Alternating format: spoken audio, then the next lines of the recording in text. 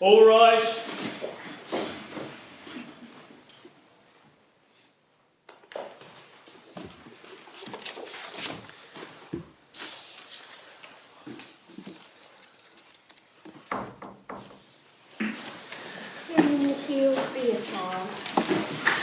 Before we begin, can I just make it clear that for obvious reasons we're not revealing the names of the parties to these proceedings or the name of the child.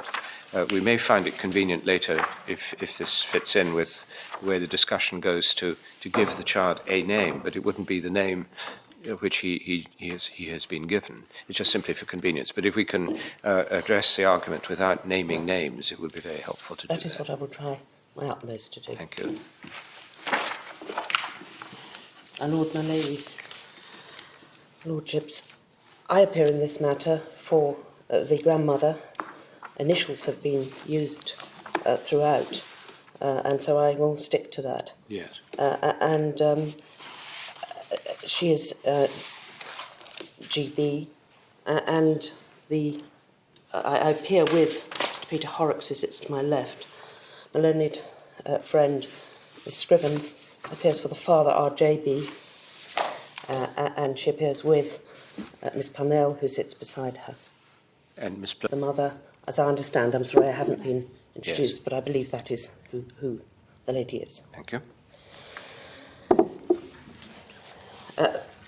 Lord, this is a case which comes to this court at a fourth stage, in that it started in the Magistrates' Court, Family Proceedings Court in Lowestoft, and it concerned whether the child, H, should remain living with his grandmother, my client, or should move to live with his father. The mother, at that stage, although initially seeking his care, when it came to the proceedings, she did not seek that order, so it was simply between father and grandmother. The short facts, as are set out in both my original petition for leave and in the facts and issues document, are that H has lived with his maternal grandmother since birth, and in fact she was there at his birth. She is the maternal grandmother and is now aged 49 years.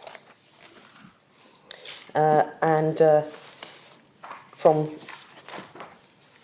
November of 2006, I haven't said when the child was born, he was born on the 12th of December 2005. He's now coming up to 4 years old at the end of the year. In the following year, after he was born, in November 2006, a residence order was made to the grandmother by consent. And that was consent with everybody? Yes, as I understand it, it was. A parental responsibility order was made in relation to the father, because the father and mother had not been married, and indeed had separated, as I understand it, before the child was born. So was father not registered as father? I understand that he was not, and that is why a parental responsibility order had to be granted in November 2006. At that hearing, certain orders for contact were made between for the child to see both his parents, and those, more or less, as I understand it, took place. The child remained with grandmother, and in July of 2007, the father was convicted of an assault, a racially aggravated assault, and was sentenced to, as I understand it, 12 months. It's been corrected from my original petition for leave because it appears in various judgments to have been an 18-month sentence, but I am assured by Miss Scriven that it was a 12-month sentence. Well, I took it from the agreed statement. I got it 12 months in my That's notes. right. When we got to do that, we realised that actually it was wrong as recited in various other judgments, so we corrected it, and that's why I corrected my document as well. It was 12 months. He had 2 previous convictions for violence, and whilst he was imprisoned, the grandmother brought the child to see him and updated him, and there were letters and telephone calls between the two adults about the child. The father was released in March of last year, 2008, and he has continued to have regular contact, including staying contact. That's consistent with an 18-month term, isn't it? Well, that's what I have to say I thought, but I wasn't going to argue with somebody who appeared to know the factual background, but I but it looks Not like sure the length is going to matter all that much. I don't think it's going to matter very much. I was quite happy to correct it, but I know not for sure. We don't have a certificate. And he's not been convicted of any further offences since that time. Now, both he and grandmother, have had difficulties in their lives of one sort or another, and it is not suitable for this hearing for me to go into those. They were matters that were considered by the Family Proceedings Court, and they are very briefly outlined in the Statement of Facts and Issues. Our interest, really, you'll appreciate, is in the question of principle at this stage. Absolutely, and that is why I wasn't going to tell you about those things, but I need to flag it up, that it was a factual, there were facts in their backgrounds that exercised the parties in particular, obviously, and were considered by the magistrates when they dealt with the case. The matter, as I say, came to the Family Proceedings Court in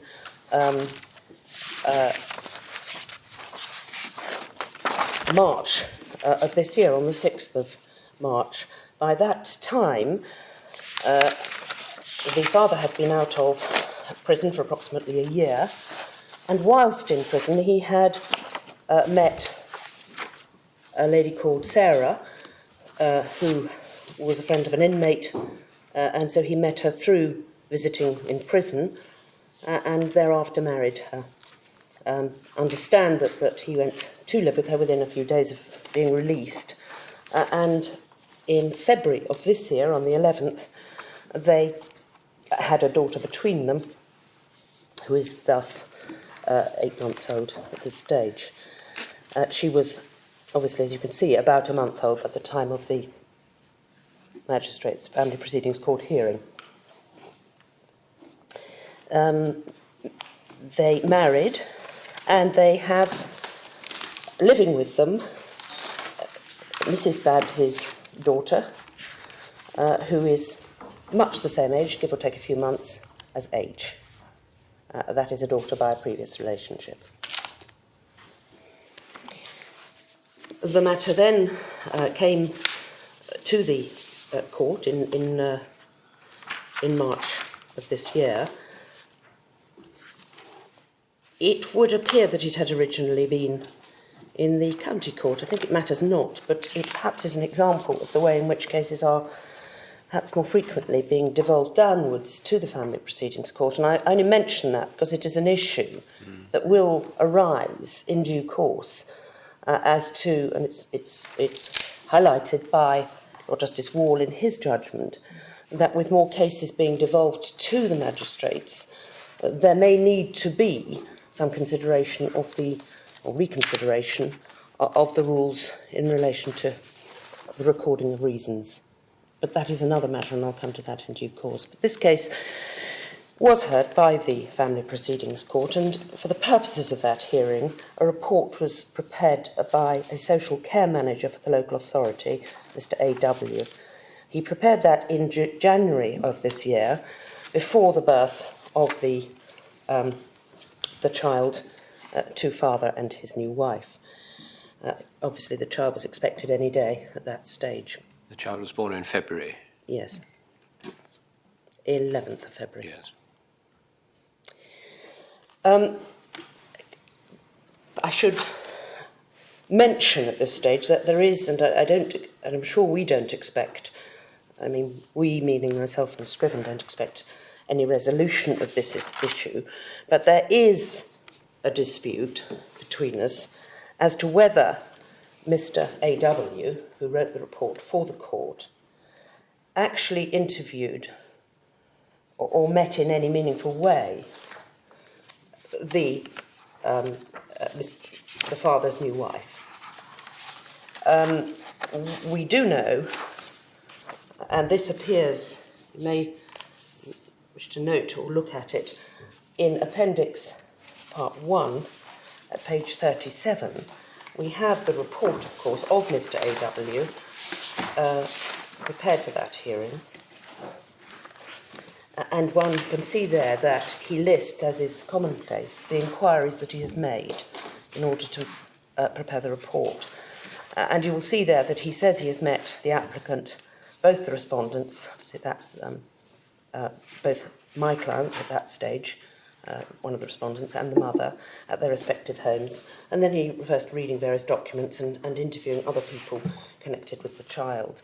There is certainly no reference there to having interviewed or met the stepmother, if I can call her that. What struck me, if you look on to page 45, halfway down the page, there's a heading, "How capable is the father of meeting the needs of his son?" And you'll see in the third line of that paragraph, it says he and his wife possess the necessary knowledge and skills to raise a child healthily. Now, I don't know where he got that from, but there's a sort of hint that he had some. Tried very hard to find that out It by may be looking at the notes at the hearing, and we have in this bundle both the clerk's notes and also one of the solicitor's notes in part 2. There appears to be no reference to or questioning which could have helped us on that, no response to that. And there is nothing in that evidence that suggests that he had an interview with her. No. It is a question that's, if you like, somewhat up in the air, I'm afraid, and may not be able to be resolved. To say that is the clearest, well, those two things that your Lordship has drawn my attention to, of course, and the inquiries where you would expect to see, in particular, that person mentioned. We know we can't take it further. I should say that it's not something that's been ignored by either myself or Miss Scriven, because we realise that it could be important, or it certainly was a missing part to the case. And so we did authorise a joint letter to be written to Mr. A.W.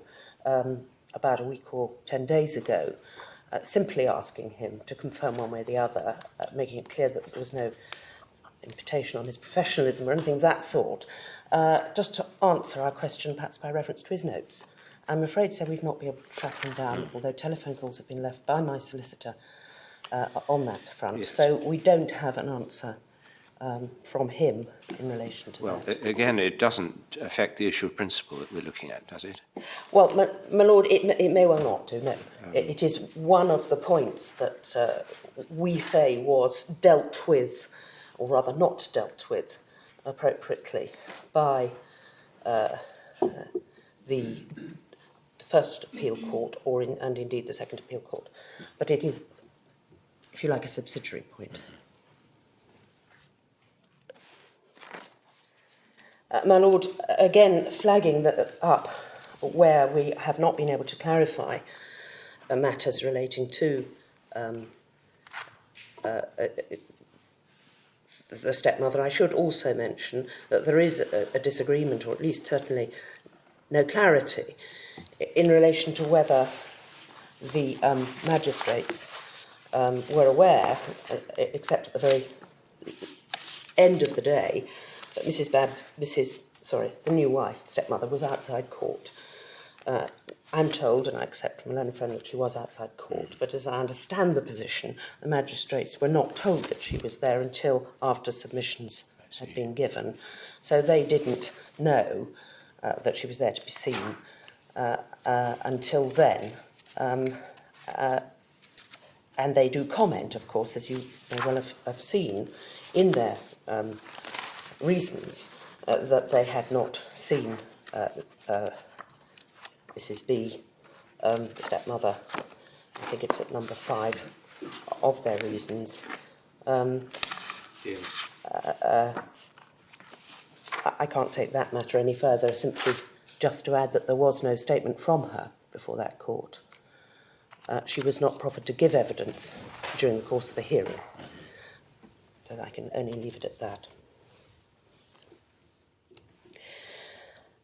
Your Lordship will see that the evidence was that the child was thriving in his grandmother's care, had positive relationships with significant family members, and that although the father and his wife could probably manage to care for him satisfactorily, it was an untested situation, given the arrival at the time of the writing of the report of the imminent arrival of the baby.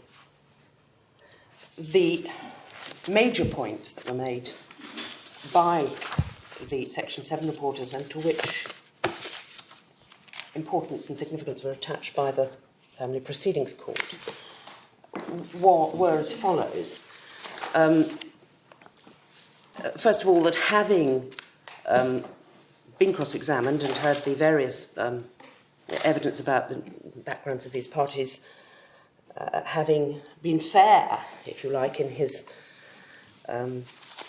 assessment that father may well be able to manage, he wasn't swayed in his opinion that in fact this child should remain with his grandmother. He does give some guidance as to what he thought the proper approach should be at page 47, doesn't he? I'm looking at the paragraph that's headed conclusion, Yes. and the third line is rather striking. What he says should the test be, and in fact in the Family Proceedings Court that appears to be the test that was applied. Well, my Lord, can I go straight to that? In our submission, and as I argue in my documents, that is not a legal test that he's putting forward in our submission. This is a social worker. What he is saying, and it stems from evidence that he has given before, is that there is a real risk if the child is moved from a long-term primary carer. He's thriving where he is, and and his consistency needs to be maintained. It is the wrong question, isn't it? My Lord, if that were a legal test, yes, but if it were a social work test, in my submission, no. Because it seems that what this gentleman is saying is that I have looked at the welfare situation. I take the view that this child risks harm or emotional harm by being removed from the carer, the psychological parent, if you like, that he has been with throughout. And therefore, I would need to be convinced that there was something better in order to balance that risk. And yes, if we convert it into legal terms, you may see it as a status quo presumption. But in my submission, it is not a legal test that's being put forward. It is simply, this is my view about the safety, the harm, potential harm to this child. Therefore, you have to have jolly good reason before you disrupt him. I suppose you can say, if you look at page 33, firstly, paragraph 15 at the top of the page, and then the passage in capital letters underneath the paragraph 17, or item 17.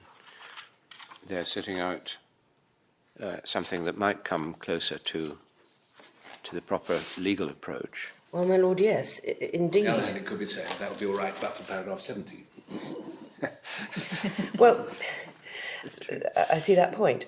However, it is right to mention that if we turn the page 34, Yes. and the balancing exercise, they do make it clear, and we do have to be very aware this is if you like, almost a pro forma type reasons, but they, under the heading balancing exercise, they say we have balanced all interests in making our decision, and Harley's welfare is paramount.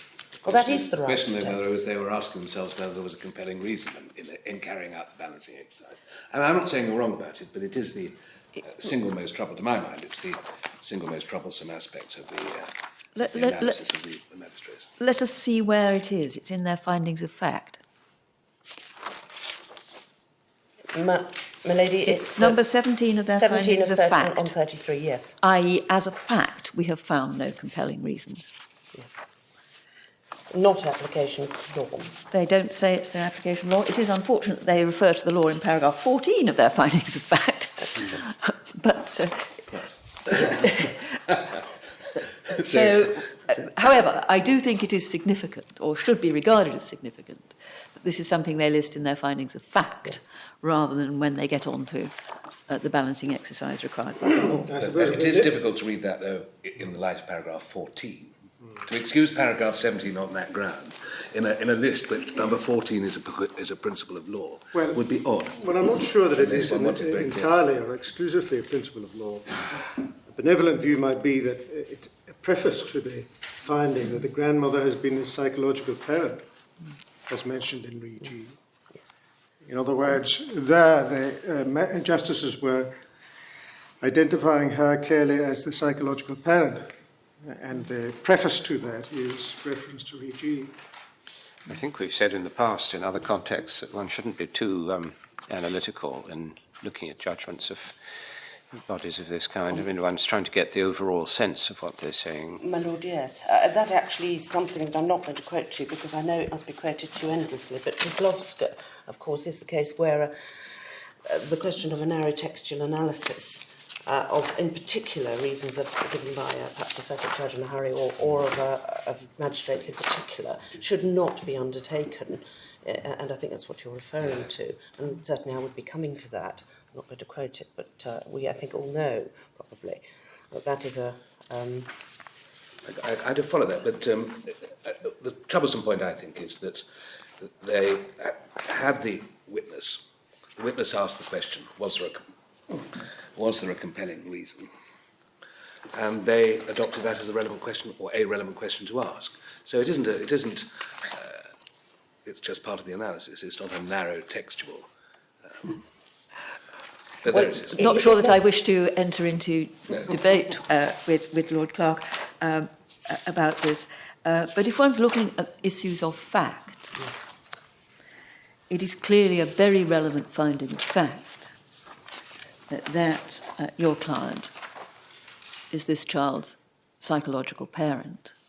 There isn't, in fact, a finding of fact as to where his primary attachment lay, and that is a crucial finding of fact as to where a child's primary attachment lies. And as a matter of fact, if you're looking to disrupt a primary attachment, well, then you do have to look for facts that would give you a good reason to do that. It's not a legal test, it's a question of looking at the welfare of the child. Oh, my lady, that was the point that I was trying to make, but you quite rightly point to the fact that it is in a different part of these reasons, and it does appear to be under that heading. And it certainly is taken from a report which is definitely a welfare report, that is a welfare report that has gone through the various stages of considering the pros and cons of moving this child, and then comes to that conclusion. On the question of psychological parent, my lady, that is something that does, I'm jumping ahead slightly, but does not appear to have been considered by either His Honour Judge Richards or indeed in the Court of Appeal, or balanced in any way in relation to the decisions that were made in this case. And whilst we're on that subject of psychological parent, your ladyship rightly points out that there is no actual finding, and indeed I don't think there is, if my memory serves me, any comment upon attachment in the Section 7 report, or indeed in the oral evidence that was then given. That's right, is it? Because I suppose one could say, when they say in finding 12, that they place great weight on the report and it's accepted, that, as it were, adopts what AW says. And if one was able to find a hint about psychological links in that report, we'd be able to say, well, that was something they took into account. But I haven't looked for it. I think we're making the distinction here between the psychological parent and the attachment that her ladyship was mentioning there. And I think what I feel necessary perhaps to say is this, that if psychological parent, which as I understand it is what AW said she was, And that is why they adopt it. I would have to search, and I'm sorry I can't put my finger on it at the minute, but I'm pretty sure that he said that she was the psychological parent to this child. And that is then adopted by the magistrates. Query, if a person is the psychological parent to a child, if that is a judgment that is made by the social worker who's reporting, or he gives in evidence, then does that not normally encompass an attachment of the sort that her ladyship is referring to? The two are actually, I believe, and you will correct me, and Miss Scriven will correct me if I'm wrong, actually synonymous. The reason that somebody is the psychological parent is that is the person to whom the child is attached as a parent. Well, my lady, that is why the use of the word side. psychological parent in my submission is good enough in the context of this case. The point I was making is, however, that the issue of breaking or disrupting the attachment to the psychological parent is one which always has to be taken into account, yes, and taken very seriously, yes, in the welfare checklist. And so, in normal language, to have a compelling, and we take it out of the legal sphere, but have a compelling reason to break that would be a perfectly normal and natural observation by a social worker. Do you want the passage where? Thank you. This is where William says in evidence. I've been reminded by my junior of 125. the page where the psychological parent issue comes up in the notes of evidence. It's 125 of part 2.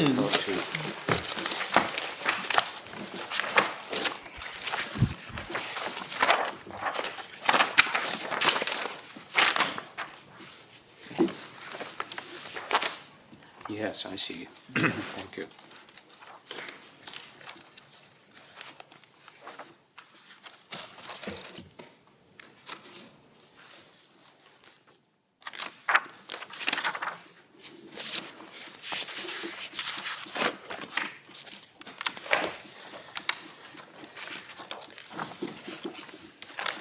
It, in our submission, can also be read into, to an extent, into the evidence of the social worker that there must have been, whether one calls it a full psychological parenting or whether it is an attachment, a healthy attachment, that his evidence to the court was such that one can read from that he must have been talking about that, because he talks about the real risk of emotional harm that would be caused or might be caused by removal. That's at 123. A couple of pages back from where we were just looking in part 2. So what is the harm? Halfway down the page, to his emotional development. He has lived with one person all his life. Disruption to this is harmful. The harm could be minimised if they work together.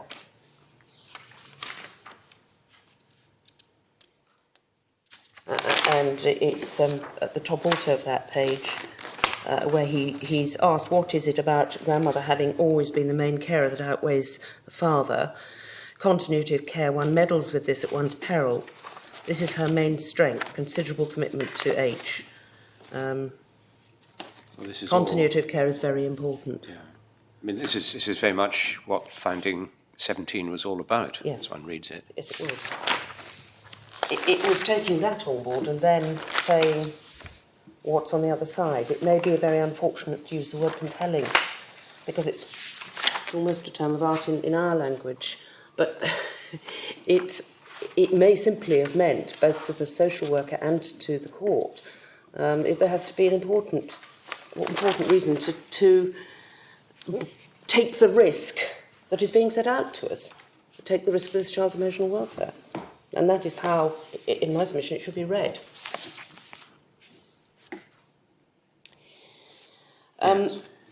I say it is also perhaps important to see the other evidence of the reporter upon which that comment depends.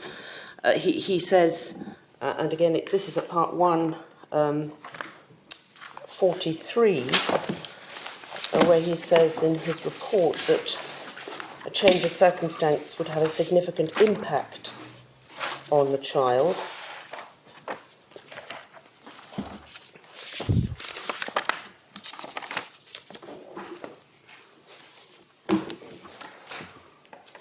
His security and stability derived from the consistency and predictability of his grandmother's care started to form significant peer relationships. Move away would disrupt this for him.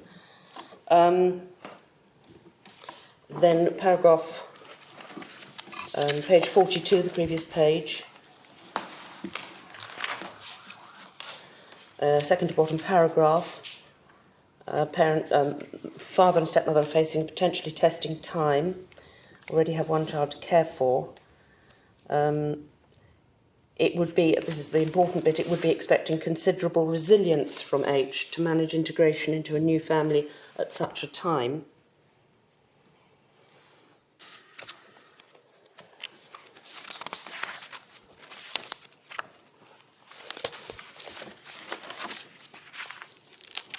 He also says that if he were to move and the placement failed, this would be disastrous for the child. I can't find at the moment the reference. No doubt my junior will check that one for me.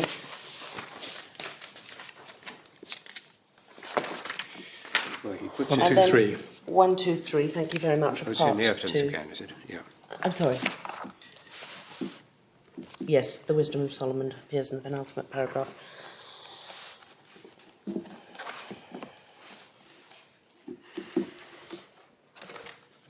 And then on page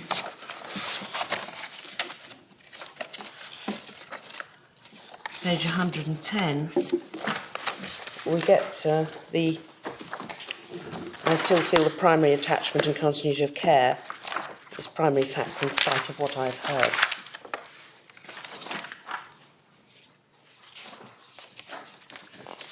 Refers, of course, also to the untested situation in that home at page 112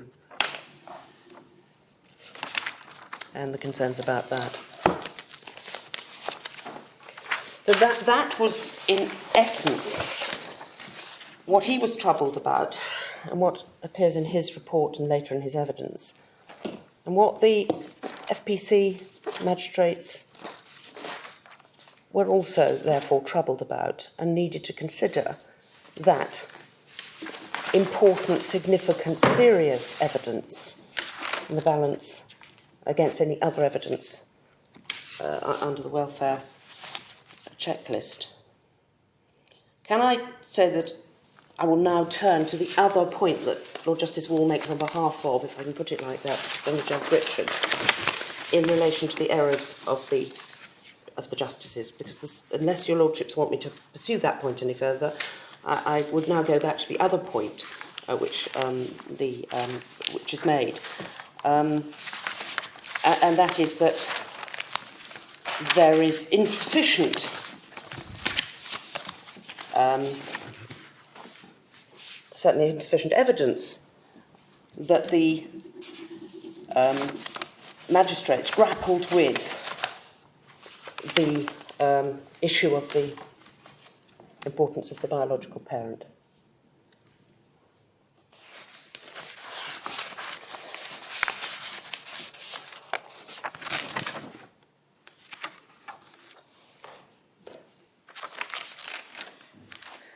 And that is set out by Lord Justice Wall at page 8 of Appendix 1, paragraph 24.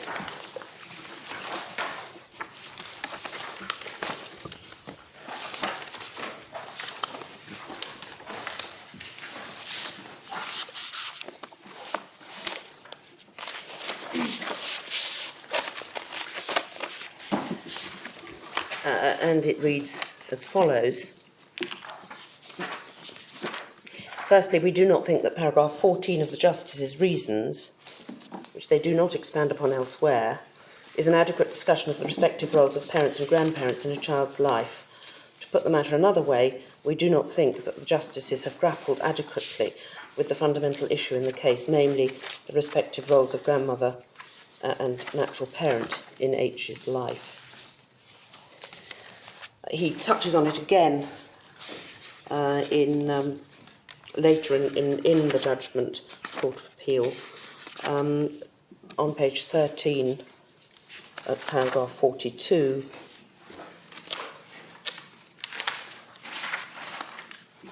On our analysis, moreover, it is not difficult to see how the Justices have fallen into error on the basis as found by the Justices that the grandmother is H's psychological parent. There is no discussion by the Justice of his father's role in H's life beyond the conclusion under section 13F of the checklist that both H's grandmother and father can meet his needs.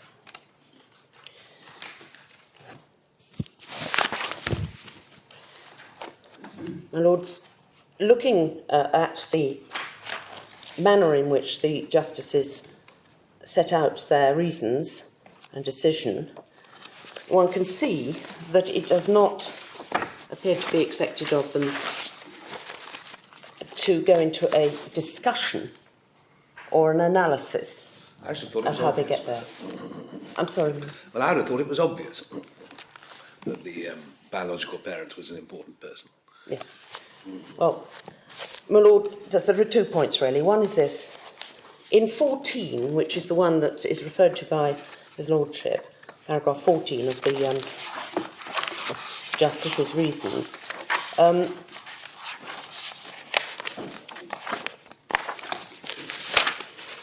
on page 32, it reads as follows: Re-G resident, same-sex partner, with the citation, states a child should not be removed from primary care of biological parents. Ali has never resided with his father. Grandmother has been his psychological parent, as mentioned in Re-G. We've already touched on this in the respect of whether this is a legal point or a factual point. We would say that, in fact, it is obvious from that, clear from that. I'll come back to the citation in a minute because I think it's perhaps a completely side issue, but because it's the Court of Appeal citation. It is that they are clearly aware of the debate in the House of Lords. They may not have a full analysis of it, but they are clearly aware of the House of Lords' position in Re-G. Whether they are fully aware of what the different Lord Justices said in their speeches, it is difficult to tell. But they are clearly aware of the importance to be attached to a biological parent's and psychological parent, because it's flagged up there. Well, I wondered about that. I mean, it's the juxtaposition of the first and the second sentences. Child should not be removed from primary care of the biological parent. He's not resided with his father, then we don't need to concern ourselves with that point, is the sort of flavour that I get from those 2 sentences. It's, again, very, very difficult, my Lord, and I accept this, to read between the lines of such a short observation. My Lord, what we do know, and I'm not absolutely sure that I don't think it appears in the bundles, is that they were addressed on G in the skeleton arguments that were before the court, in the Magistrates' Court, where the most important speeches or parts of them were set out. So they were aware, or if they read those documents, they would have been aware. And one wonders whether that isn't simply a shorthand to say that they are aware of the debate, if I can put it like that, in its broadest sense.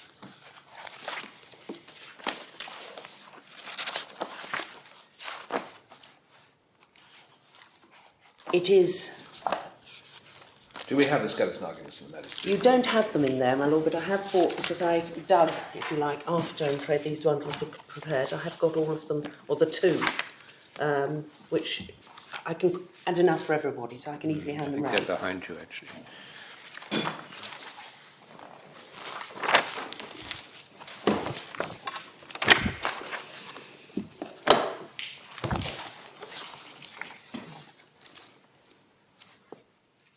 Have you got that? You have got somewhere, I suppose. I have. Yeah. I can share my knowledge.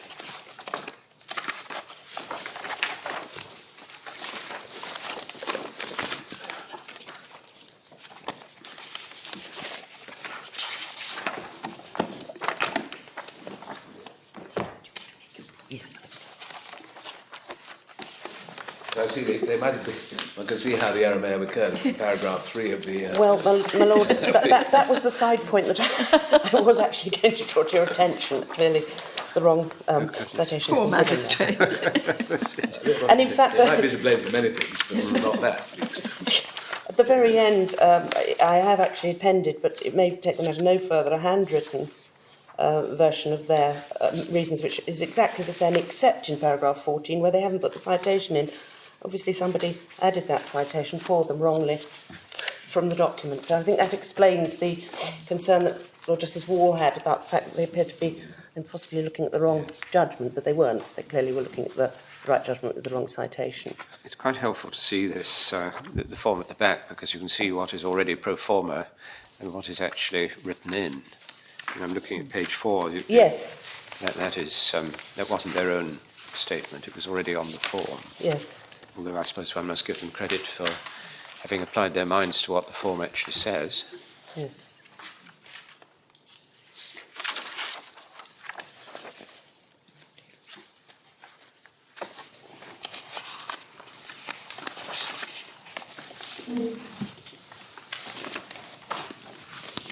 How did this work in the magistrates' court? I mean, did they write all this out after they heard the evidence of the argument? My Lord, I'm not able to help you on that, but I'm not sure whether Miss Parnell, who is with Miss Scriven, would be able to answer that question. Yes, they went out afterwards, retired after submissions, and they would have the form given to the other. And it would normally be the clerk, probably, who wrote in the reasons that were the answers to the questionnaire, basically, that the magistrates Magistrates would have been decided upon. Yeah, having the discussions would have highlighted the issues which need to be put in the program. Yeah. Yeah.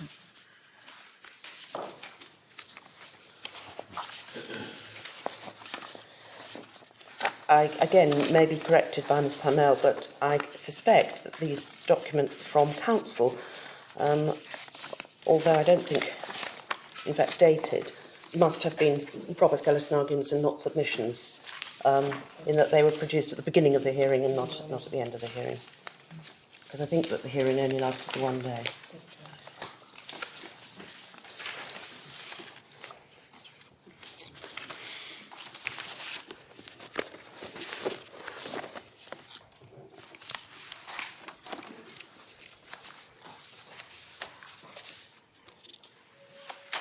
So, my Lord,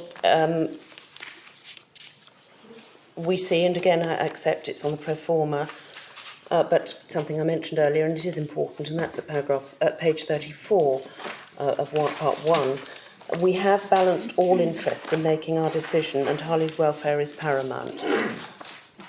And, my Lord, it certainly, if that means anything, if that is meant to mean anything, that is interests of the child, which would incorporate and involve his interests in relation to his natural parents. Sorry, I shouldn't use that word, but it's his biological natural parent, as well as any other.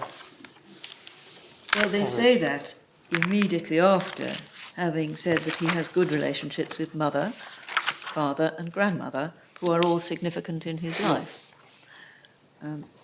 That is in the context of Article 8, but nevertheless it is Yes, that's correct.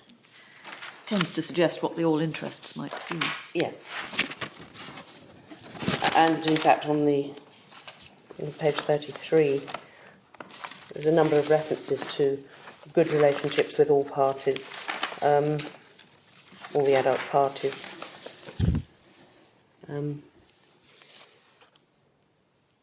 Yes. In the checklist, good relationships with all parties at A. F, meet father and grandmother can meet needs. And then the points that your Lordship has mentioned under Article 8, and then balanced all interests.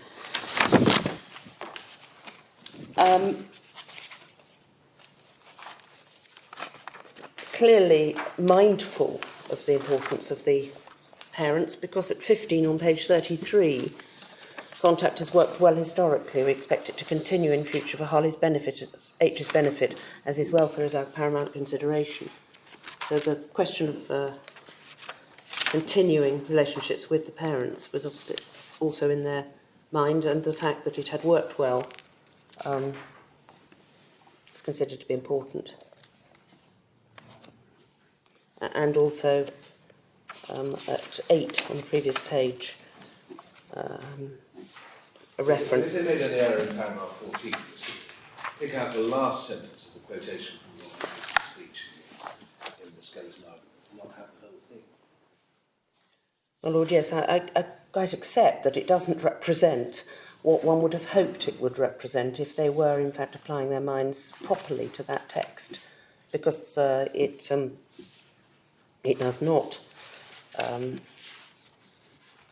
in any way, set out what Baroness Hale says in that judgment as to how, if you like, the biological link should be weighed in the welfare scale, and what significance might be attached to it in a given case. So, my Lord, it is, in a sense, it could be better worded. My Lord, I will, of course,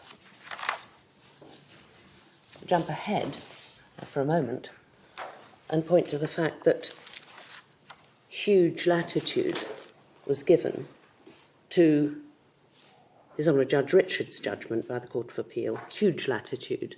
They applied the same principle to the magistrates as they did to Judge Richards. They would reach a different conclusion. They would indeed.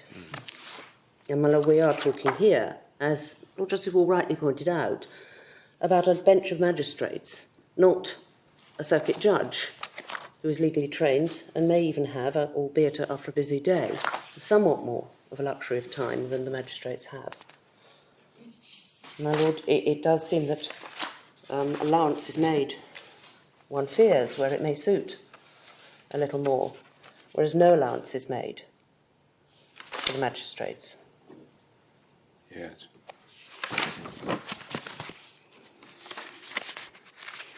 And yet, of course, they're the people who see... Well, my lady, could come to that.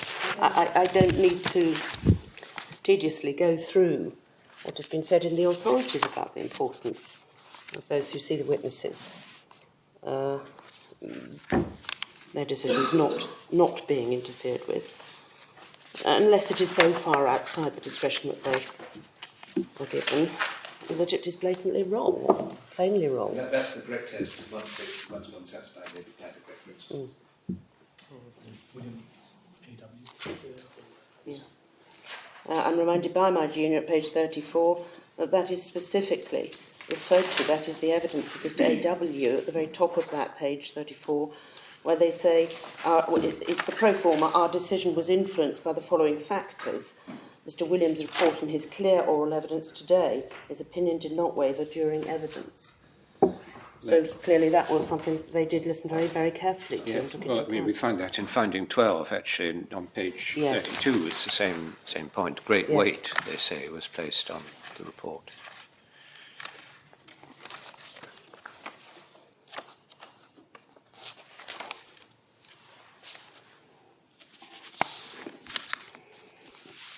And it does bring us back to perhaps, and I don't want to trouble you with points of principle too much on the question of magistrates, but it does beg the question that if more cases are to be devolved to magistrates, and they are going to be taking on important decisions of importance of this sort in relation to family life, that if there is going to be this type of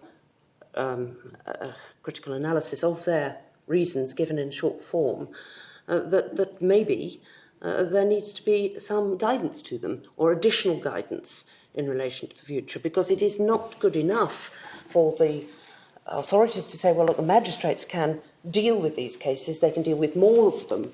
They don't have to come to the higher courts. They can be dealt with quite properly, and then to find that when they do, and they do their best to set out their reasons properly, that then on a close examination it is decided that they have gone outside their discretion and have not properly recorded how they reached a decision.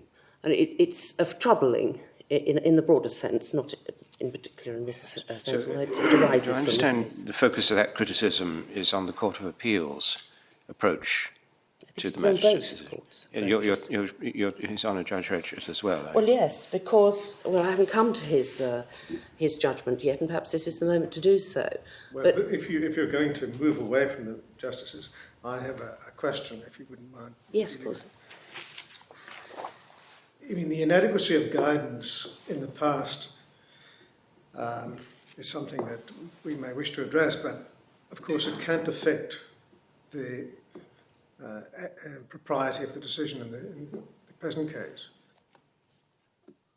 My Lord, yes, I suppose that is right. But it is part and parcel of the way in which, up and down the country, the magistrates have been expected to behave, and the sort of way in which these magistrates, we say, have behaved and how they have recorded their reasons. If it's warranted, we should be sympathetic to the plight of the magistrates who do a difficult job in trying circumstances, as you have pointed out. But my question really is this. While keeping in mind the often repeated injunction, no doubt very sensible injunction, that we should not pass too closely the decisions of the justices, would you accept that consideration of the importance of the biological parent must be firmly in the context of what that will contribute to the welfare of the child? I certainly would accept, and it is plain from Baroness Hale's judgment that biological parents are important and significant in given cases. It depends on the circumstances of the case and the individuals involved, as I understand that. Of course, but the nexus must always be with the welfare of the child. Of course, yes. That's under the paramountcy test. I entirely accept that. That would be your argument. Yes, That is indeed. indeed That's my just what I'm about to say. That's the centrepiece of your argument. Is there any indication that the magistrates have approached the question of the biological parent in the context of the welfare of the child?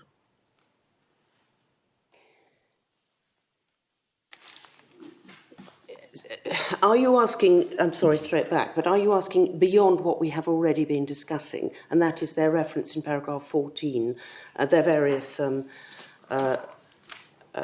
references to the significance of the father and the mother and so forth that we were just going through? I think I would have, if there was another reference to it anywhere, amongst the reasons, I would have drawn it to your attention. I can find none. What I would say is that by implication it must be clear to any normal human being, and which of course justices are members, that what was being considered was something that is, if you like, very normal, and that is a child living with his father. It is so commonsensical to be almost. One wonders whether to require them to point to that is absolutely essential. Yes, of course, in a full judgment and analysis and discussion, it would have to be. But it must have been absolutely clear to them dealing with this case that was the issue. The issue was, should this child live with his father? That's what the application was about. The justices heard about that father in order to make that or whatever decision they made. It is absolutely implicit in what happened. That was the issue. And as ordinary human beings, they must have realised, however much notice they took of Rigi, I know not precisely, but they must have known that there was an important issue as to biological parents. You say it's perfectly obvious, really. It's perfectly Well, obvious. How about there was only one question, should you choose the biological parent, namely the father, on the one hand, or should you choose the grandmother on the other hand? And they set out broadly speaking, what the advantages and disadvantages of each are. The best point, perhaps the other way, leaving compelling out for one moment, is in fact the way they dealt with Re G, because I think what's said on the other side is that if one looks at the quotation in the 3G in Re G, in the father's skeleton in paragraph 3, in the underlined passage on page 13 of the document this past us, the underlined passage is that the first part of the underlined passage is much relied upon on the other side. Namely that the court should always have in mind in the ordinary way the rearing of a child by his or her biological parent can be expected to be in the child's best interests, both in the short term and also importantly in the long term. I decry any tendency to diminish the significance of this fact. And then he goes on to make what is really quite a different point, namely, a child should not be removed from the primary care of his or her biological parents. But what's said on the other side is that the magistrates only seem to have focused on the last little bit of that, and not the earlier bit, which focuses A, on the fact and importance of the biological parent, but in particular in relation not only to the short term, but also the long term. And that's the factor which they seem to have had regard to. That is the argument. I'm not saying it's right. And there's some force of it. Well, there's enough force of it, no, it's right in that decision.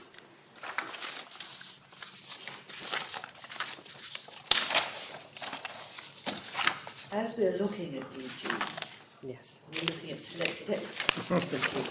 Yeah. We are not looking at EG as a whole. Yeah. I think it only fair to point out that all 5 speeches in REG agreed with my speech. Yes, ma'am. Only one other of their lordships agreed with Lord Nichols. This is really the nub of the point. It is the isn't nub it? of I the mean, this point, is where one looks with some regret, if I may say so, at what His Honour Judge Richards said about all of this, and that's where, That is really where from we're my coming point of to, view, I think, yes. to just lay the cards on the table, I have the feeling that the case may have gone off the rails. You see, as far as paragraph 14 is concerned, I think I can read that as highlighting what they saw as the problem here. I mean, the father's case is, as it were, self-evident, but second sentence, the child has never resided with his father, and that's the problem. And then they go on to talk in paragraph 15 about the fact that contact has been working rather well, and they want to continue to support that. So one could see the case at the magistrate's level as having focused on the issue of fact, which was before them, which was a difficult one to face up to, but they explained their position there.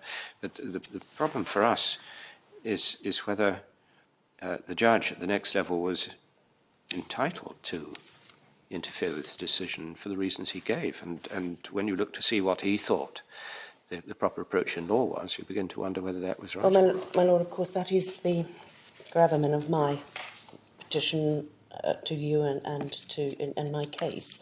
Maybe we could turn to that now. It seems to us that His Honour Judge Richards went about his task of considering the magistrates' justices' decision in a confused manner for a number of obvious reasons. If I could take you first of all to something that is not confused and is in our submission perfectly correct approach to his task, and that is in part 1, page 25.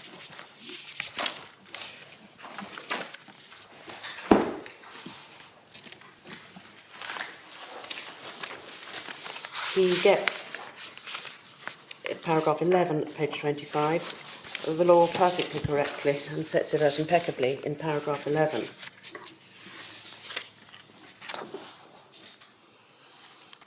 and we take, of course, no issue with that at all. Or what we do say is that he then proceeded to do exactly what he said he should not do.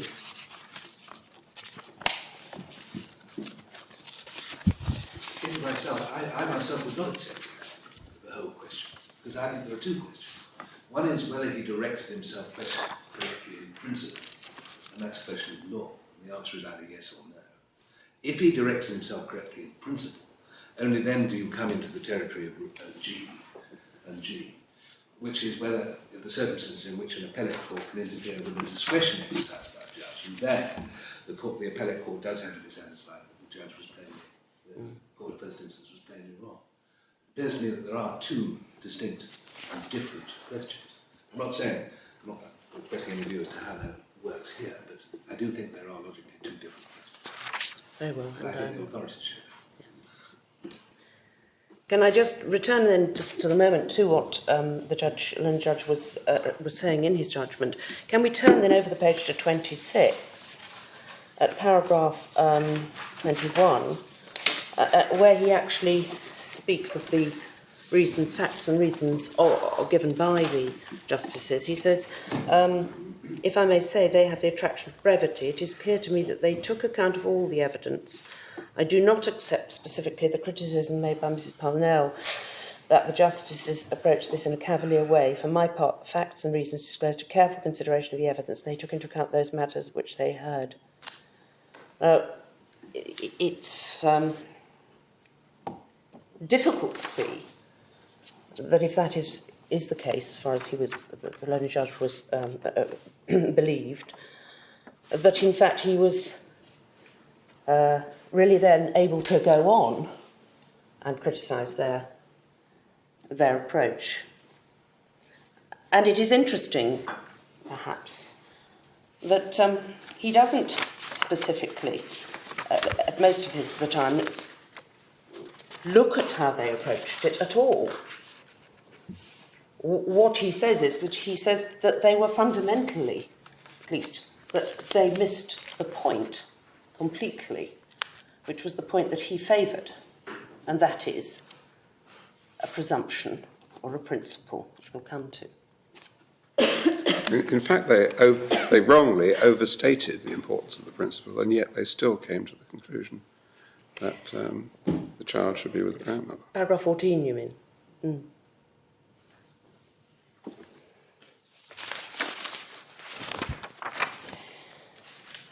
And before looking at the detail of the judgment, it is right to point out that there is no consideration by the learned judge of the justices' actual reasons for their decision. That is, that based on Section 7 report as reasons of emotional harm, he never sets out that the risk of emotional harm, which was something to be weighed in the welfare balance, was of concern to them or the reporter. He doesn't examine whether those reasons are valid or what weight they ought to have against any other factors, such as the biological factor.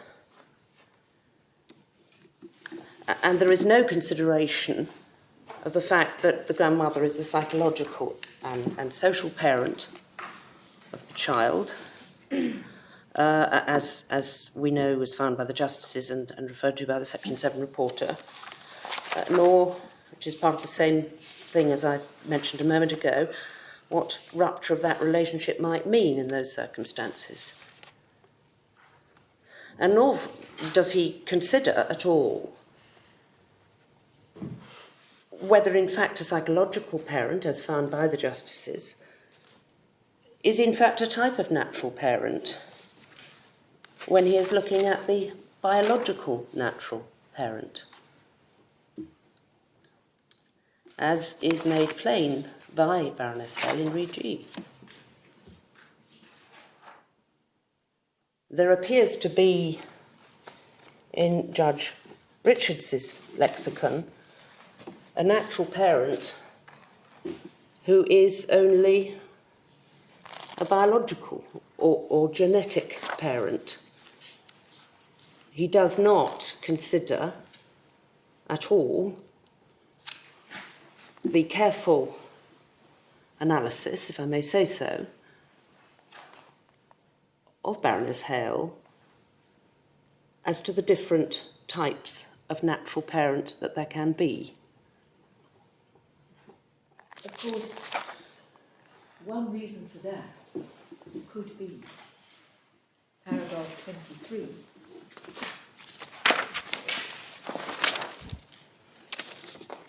In which he starts, well, the last sentence of paragraph 23 says, the court indicated, etc., etc., etc. There is then a direct quote from Lord Nichols. Exactly. And I was only seeking to suggest earlier that that's not what the court said. Lady, that's absolutely, completely right. It runs on, you see, because 27 at the bottom of the page I read as picking that very same point up, and it's then fixed in his mind as he develops his reasoning. He never gets beyond, my lord, from my reading of this judgment, Lord Nichols's formulation in paragraph 2 of Regi. Then we have paragraph 30, where he refers back to the authority, which he seems to allow. He has a sort of presumption, and then also in paragraph 25, he says, in relation to best, all people are clear that it's best for a child to be placed with and brought up by his or her natural parents, all other things being equal. Well, that might be true, all other things being equal. But the question is, you have to put in the balance all the things. Absolutely. And then decide.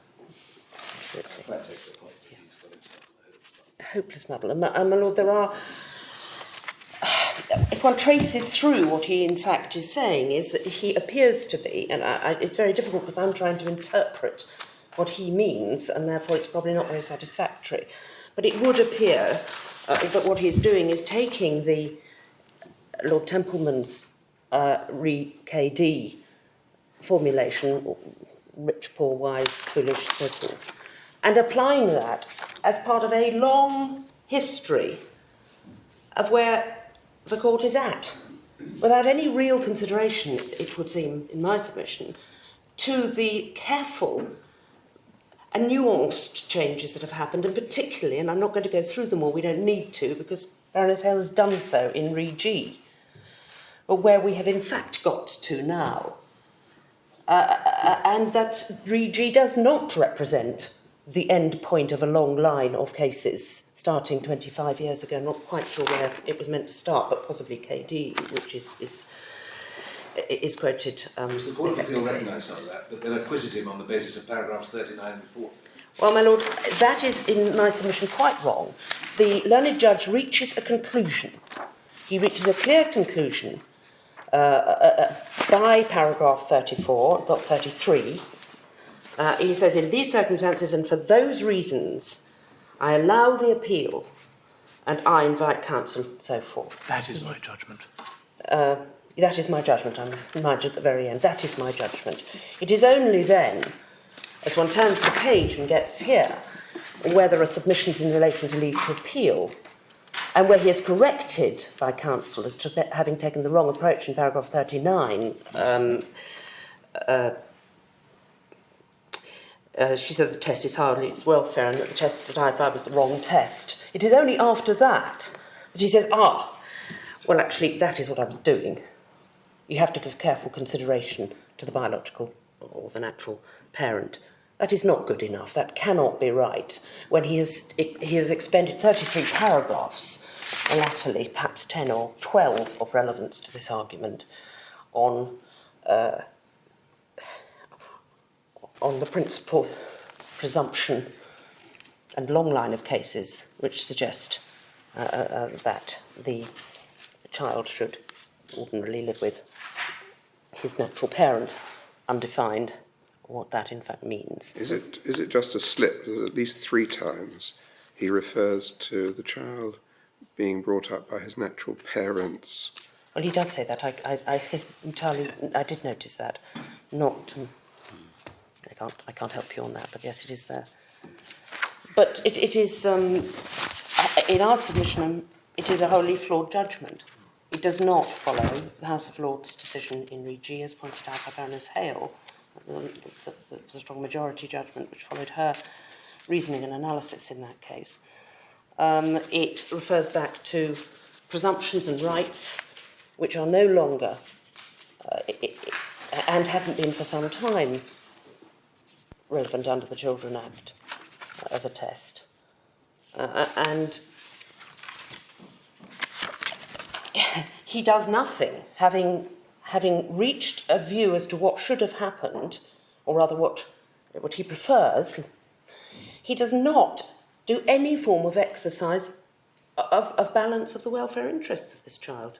He does not consider, and I say it again, but it is absolutely vital, the effect upon this child of removing him from his psychological parent, the risks that the Section 7 reporter identified in relation to that, the reasons why he felt it was, in an untested situation, something that the child might find extremely difficult to handle. All those matters which are touched upon in the court below, he does not rehearse or measure. He's really brushing them aside. I think in paragraph 30, it seemed to me that the third sentence there is really saying, well, I don't need to look at the fine-tuning of this because there's an entitlement.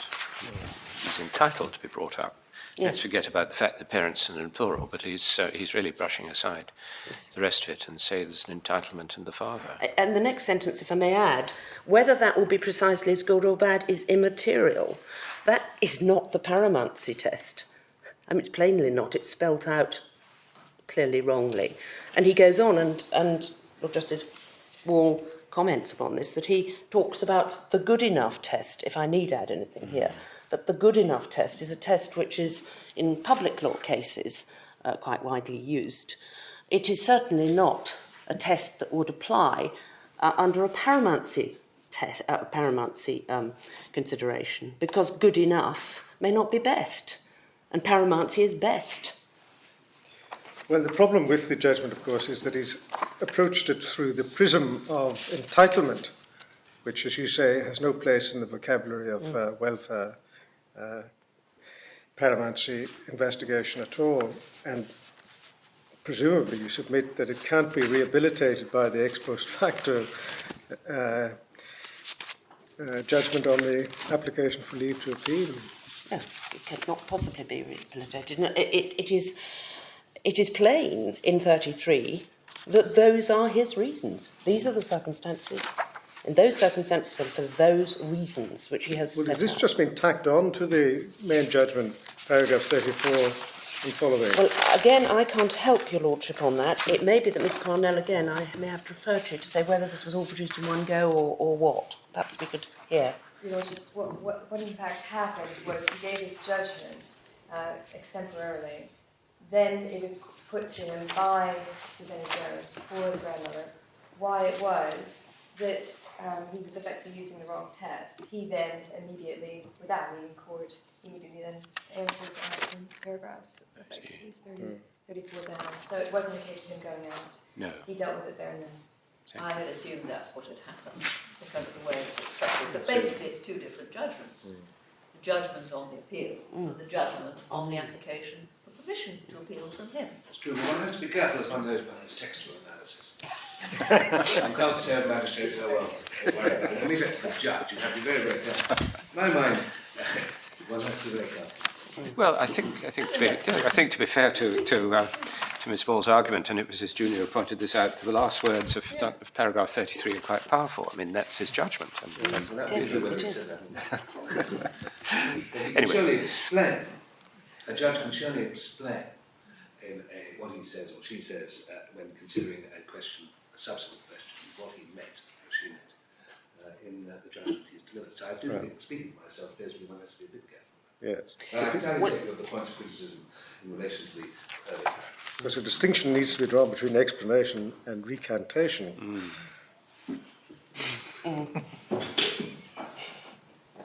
Well, may I just add my own piece to this? If he had not gone into such depth in his views in the previous paragraphs as to exactly what he was doing and why he was doing it, it might be one thing. But in fact, he has explained quite clearly why he's doing it Yes. and what he believes. I mean, it is quite difficult if you pick up the last two sentences of paragraph 39 to see why his judgment went the way it did, because there he is, he's saying, I hope I made it clear that the child's welfare is and remains the paramount consideration. The test the justice should have applied was the welfare test. That's the test that I apply as well. Now, he's got all the material there, which has been carefully looked at by AW and applied by the justices, and it's difficult to see what his reasons are. And it's easier to understand why he interfered when you look at the first part. Mm. Anyway, there we are. There we are. That's how it's set out. Again, and it's a point, Lord, you raised, and I've made it now several times in relation to the justices, but when the Court of Appeal, and I'll come to it in more detail in a minute, deals with His Honour Judge Richards' judgment, there is a sweeping comment in relation to a number of matters that were raised in the appeal as to additional factors, and I'll come to that terminology as well in a minute. But it is dealt with in a sweeping statement by the Court of Appeal as the judge had them all well in mind. Now, we've seen that, if I may say so, in other cases. It is the latitude shown by the Court of Appeal to a whole number of factors such as what do you do when you depart from a welfare reporter? Should you see the partner or new wife of the person with whom a child might be living? Factors of importance which have been dealt with by authority but are not touched upon. And more important than both of those was what the Court of Appeal described as the status quo and the psychological parent arguments. The judge had them all well in mind. Well, there is no evidence at all that he had them in mind, and certainly not well in mind, in the way he presented his judgment that we have here. And it takes one back to the point that it is a wholly flawed judgment in our submission. It has not even pretended, save at that point that your Lordship has just mentioned in paragraph 39, not even pretended to weigh any welfare factors of any sort.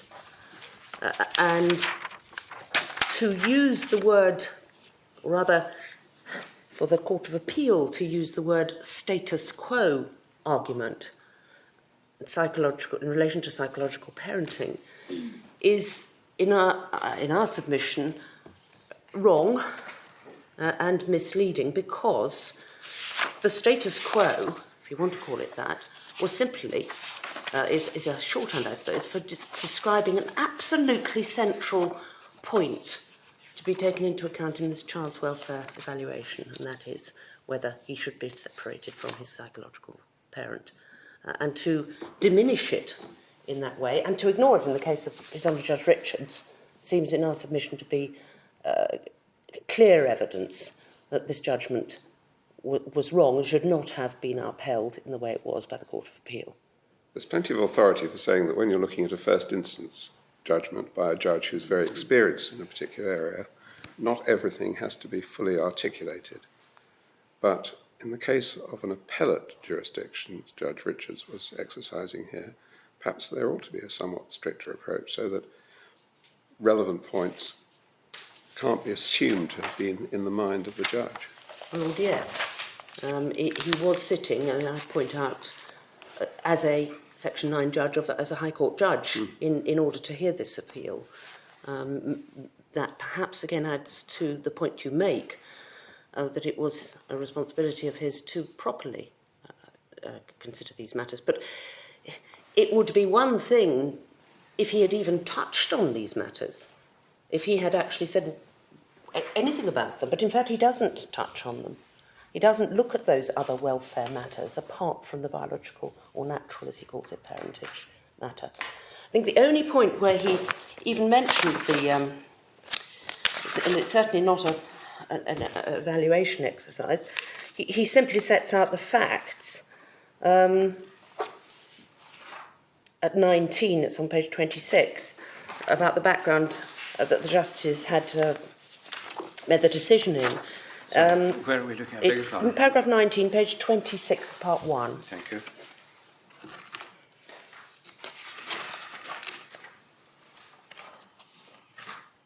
And he says, on the one hand, they knew that H lived with his grandmother for the whole of his life, that he was thriving there, he's had consistent and predictable care. Ultimately, were it not for Mrs. B, as I say, this child would probably be living away from this family. Now that might have been a point at which they could have, or he could have rather, considered what it was that so particularly concerned the justices about moving him from there. Because he's set the groundwork, he's put the factual groundwork there, that he's thriving, he's a predictable place and so forth. But he doesn't go on to do that. He doesn't say the effect of the risks of harm emotionally to who is being removed from this carer, the breaking of bonds with a psychological parent, or anything else at all, which would obviously be vital. It may be called a status quo argument. It is far greater than a status quo argument if it's going to be analysed at all. Could you? Sorry, anyway. No, please. In my recollection, of course, I'm long gone from the scene, is that status quo argument tended to arise where you had a separation between the parents. Yes. And one had left the family home and the children were remaining in the family home. And the argument was you mustn't disrupt the status quo.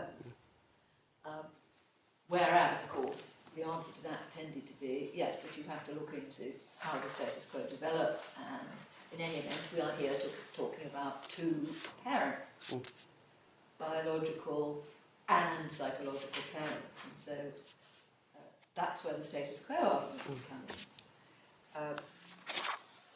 This is a rather different. Yes, it is. It is. I'm not for a moment saying this child is not attached to his father. Clearly, that was the evidence it was. But this is lifetime primary care, assumed primary attachment. That's not the context in which status quo arguments used to be bandied about when I was. No, you're absolutely right, and I should have made that distinction myself. It's a use of words that seems to have been bandied around in this case, but isn't appropriate at all, because in a classic status quo argument, there would in fact be attachments, and without going into details, perhaps strong attachments and strong psychological parenting by both parents, which had then been broken by divorce and separation and divorce. And then the child or children would be living with one parent, but they would not necessarily, it doesn't necessarily suggest that they would not have a psychological parent in the father, let's say, who's separated. In this case, of course, although it is argued, and I will come to that now perhaps, by my learned friend, that father is a psychological parent, we say that is not the case. It has not been found by the Section 7 reporter. It was not before the court in any form in the magistrates' court. And we would say more than that, that in fact it's, in the sense that Baroness Hell has been describing it, and is in fact is described in Re G, he does not, on the evidence, have that type of relationship. He is doubtless attached, child is doubtless has an affectionate attachment to him, as the person he knows has never been hidden from is his dad. But that is very, very different from the psychological parenting that he has had from his lifelong carer. And the two should not be equated. The definition, if I may just turn to it in Re G at 35, is as follows. We're looking at It's in tab 3, sorry. tab 3, yes, thank you. Paragraph 35. It's paragraph 35. The third is social and psychological parenthood, the relationship which develops through the child demanding and the parent providing for the child's needs, initially at the most basic level of feeding, nurturing, comforting and loving, and later at the more sophisticated level of guiding, socialising, educating and protecting. The phrase psychological parent gained most currency from the influential work of Goldstein, Freud and Solnit, Beyond the Best Interests of the Child, 1973, who defined it thus: a psychological parent is one who, on a continuous day-to-day basis, through interaction, companionship, interplay and mutuality, fulfills the child's psychological needs for a parent, and as well as the child's physical needs. The psychological parent may be a biological, adoptive, foster or common law parent. My Lord, I would wish to add something to that, if I may. This is no criticism, it is a, if I may say so, a perfect definition, but it goes further, we say, than that, because that definition looks at it from, perhaps more from the parent's point of view than the child's point of view. And we would say that it's also the perception of the child about his parent.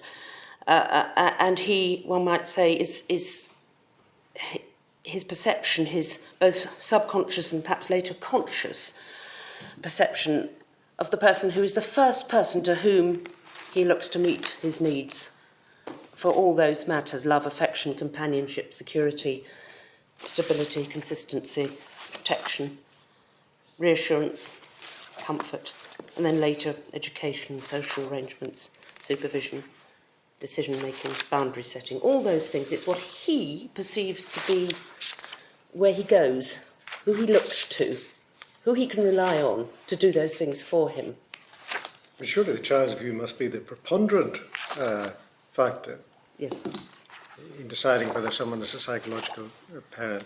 It's the impact on the child, and it's the contribution that it makes to the welfare of the child that is of the supreme importance. It has if I may say just briefly, a third element to it, which is also mixed with those, and that is that it's the person you go home to. That is, there is sometimes and often, very frequently, unless a child has lived in a very changing world, it's the base, it's the home base, and it's the person in charge of that home base, if you like. That's also part of where the psychological parent lives, if you like, where to find him or her.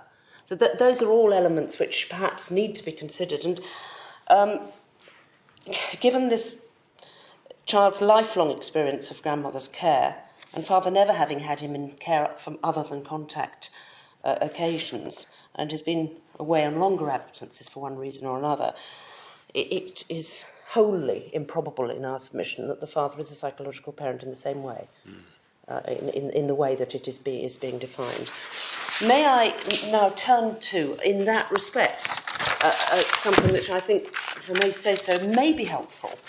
And it's a... Before you go there, can I just raise one small point of course. on the Court of Appeals judgment? I'm looking at paragraph 65 on page 17 and comparing it with paragraph 41 on page 13. And of course we bear in mind that the author of the judgment was Lord Justice Wall himself. But could you just give me those again? I'm very sorry. It's page 17, paragraph 65. Yes.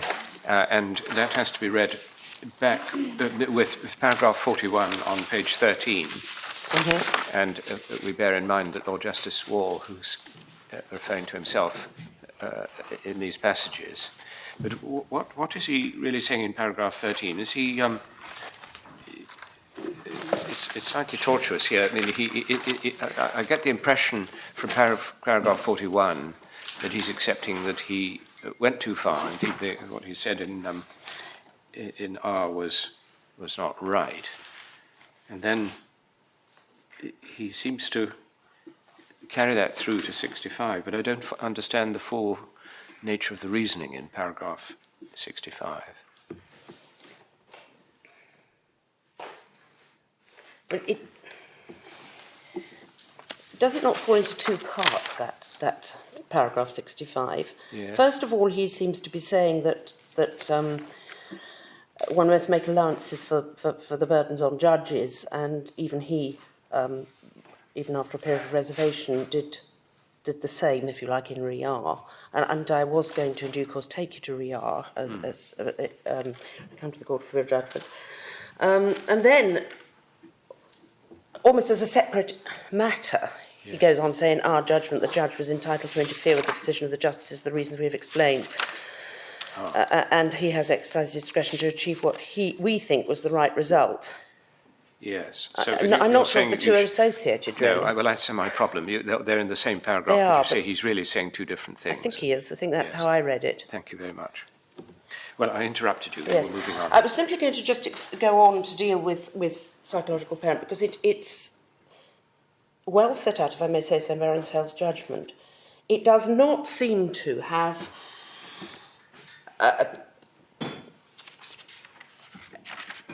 been looked at or considered by this judge, or indeed by the Court of Appeal, and it is of importance.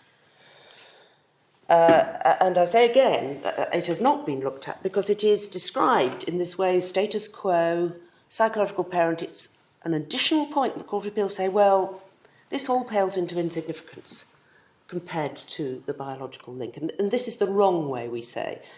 And it may be that it needs to be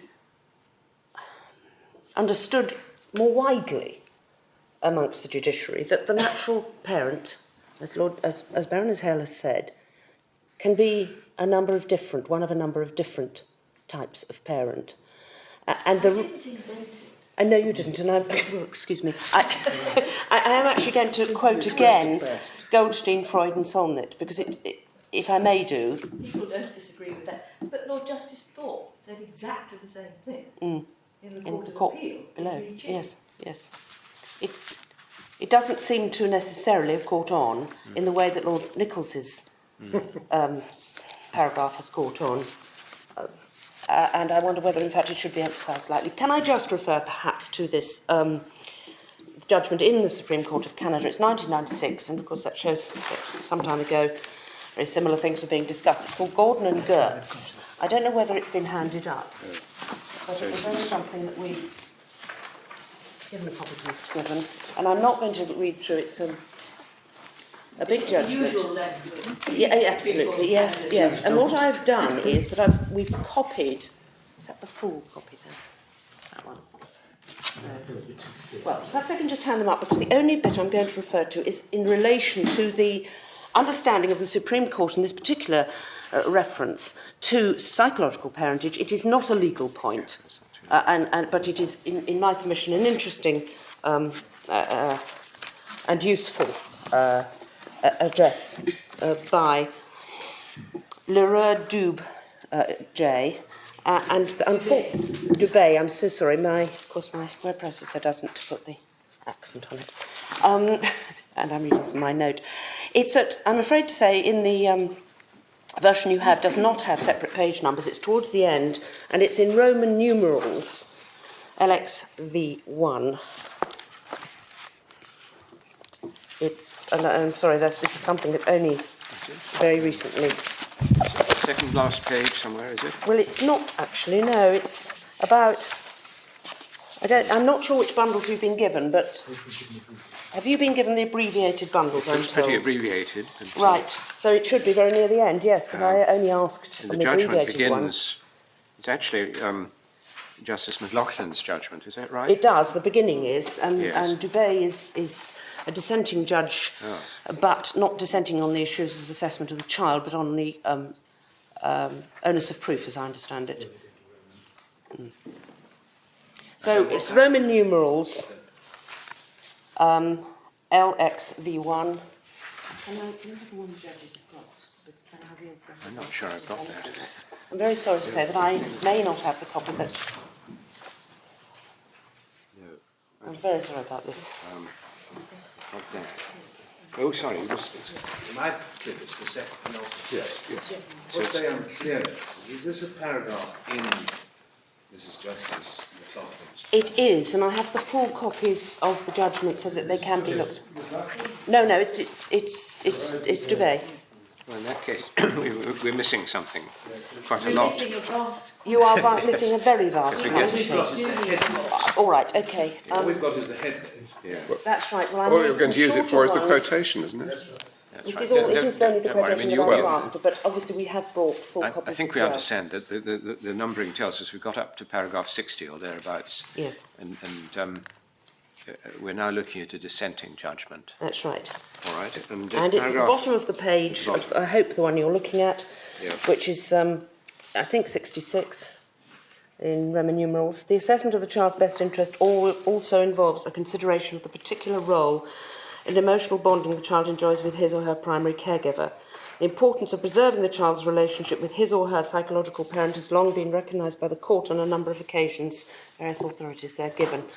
There's a growing body of evidence that this relationship may well be the most determinative factor on the child's long-term welfare.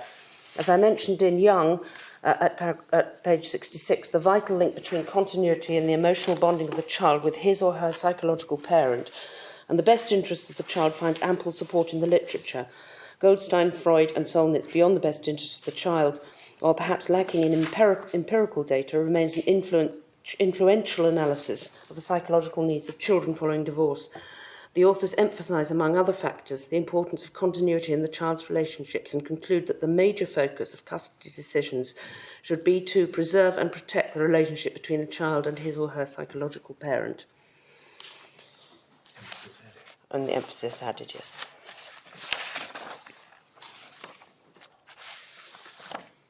And of course, I have got a full copy. Along with the notion of the major focus. It's close to a presumption.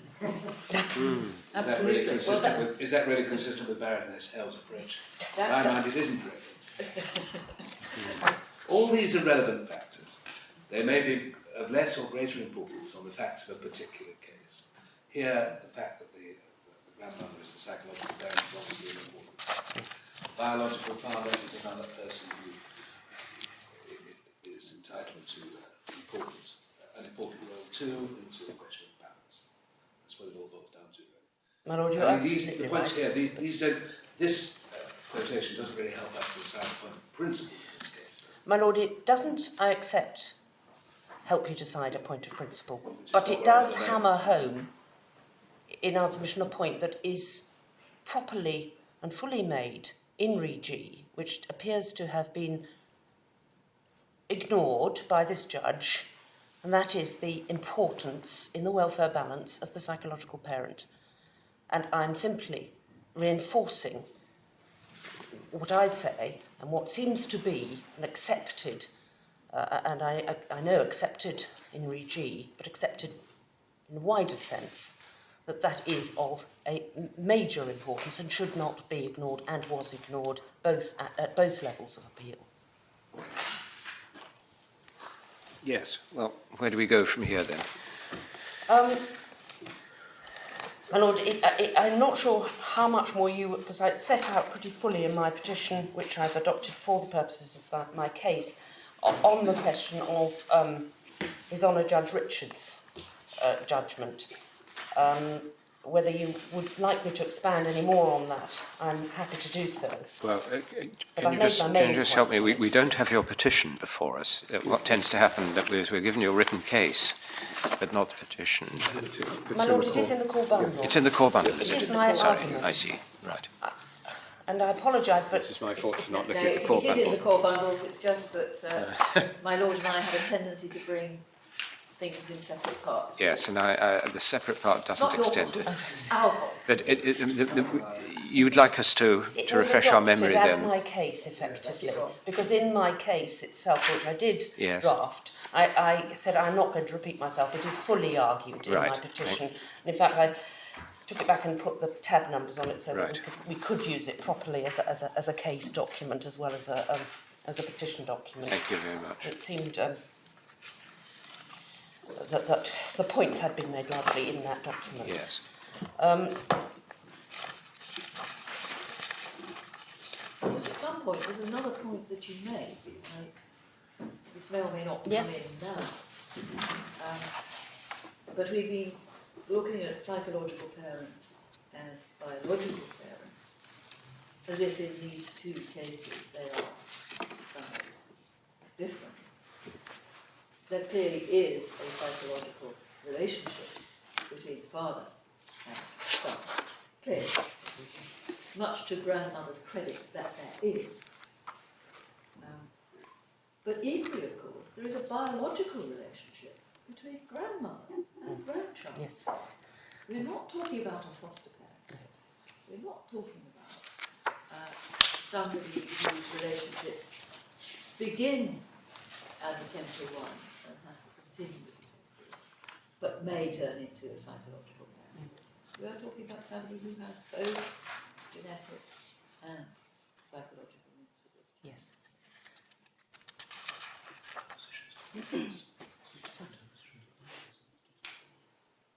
Well, my lady, I think I addressed this perhaps slightly more in my case rather than in the petition, Yes. because it was at that point that I was,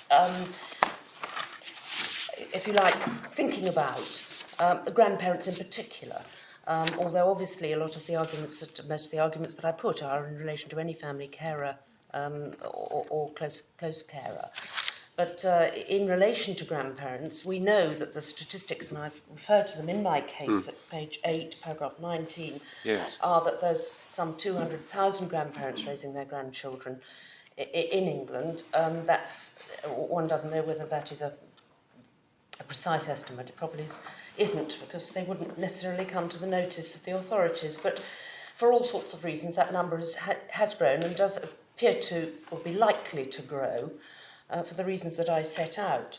And paragraph 22, you 5 lines down, you point out that unlike other extended family members, you do in this case have a direct genetic line, yes, which is exactly the point.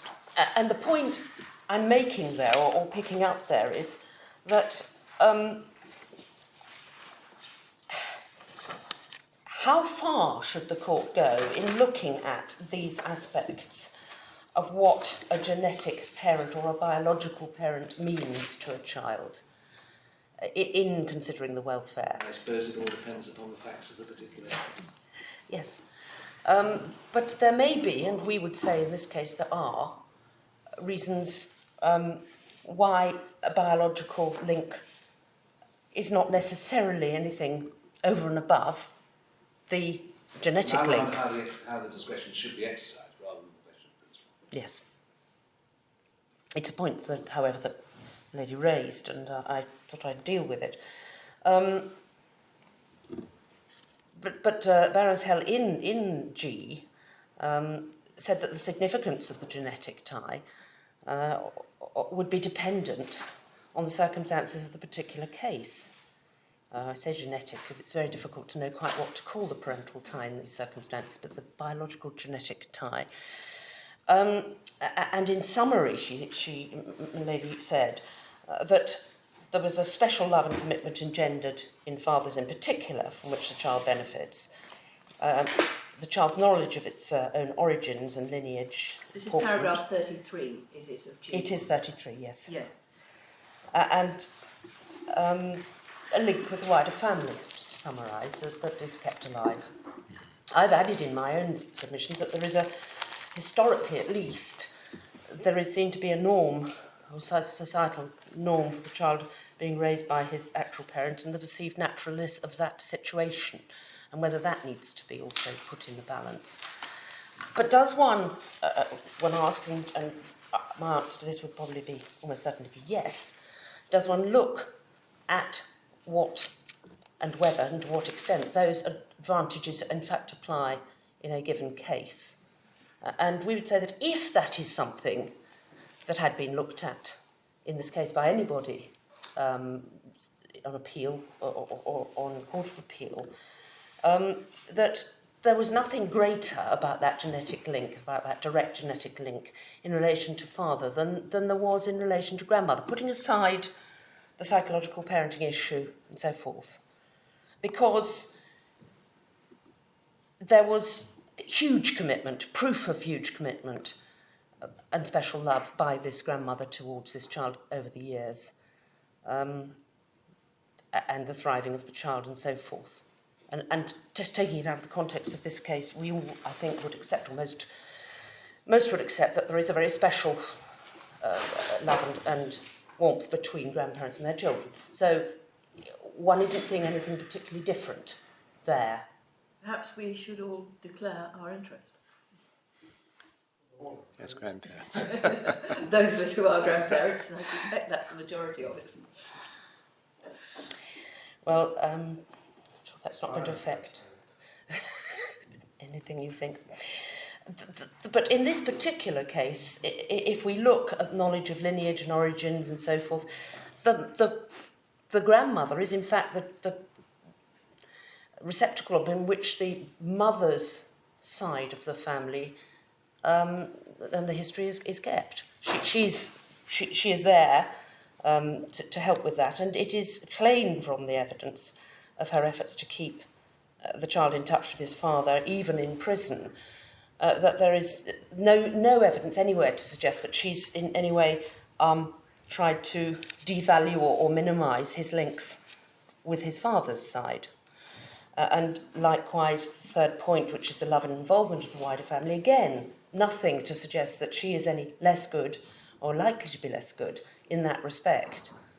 Societal norm, well, we all know how many children are, in fact, brought up by other family members and in other situations and in other groups, if you like, and arrangements these days. And we would submit that really with a grandmother of 49, which is what this grandmother is, there is nothing odd, nothing that is likely to have anything of a harmful effect on the child by being delivered to school and so forth by his grandmother of that sort of age.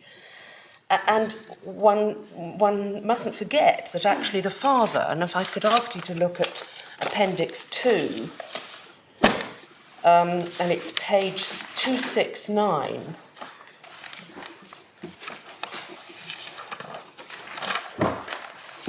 and this is a statement made by the father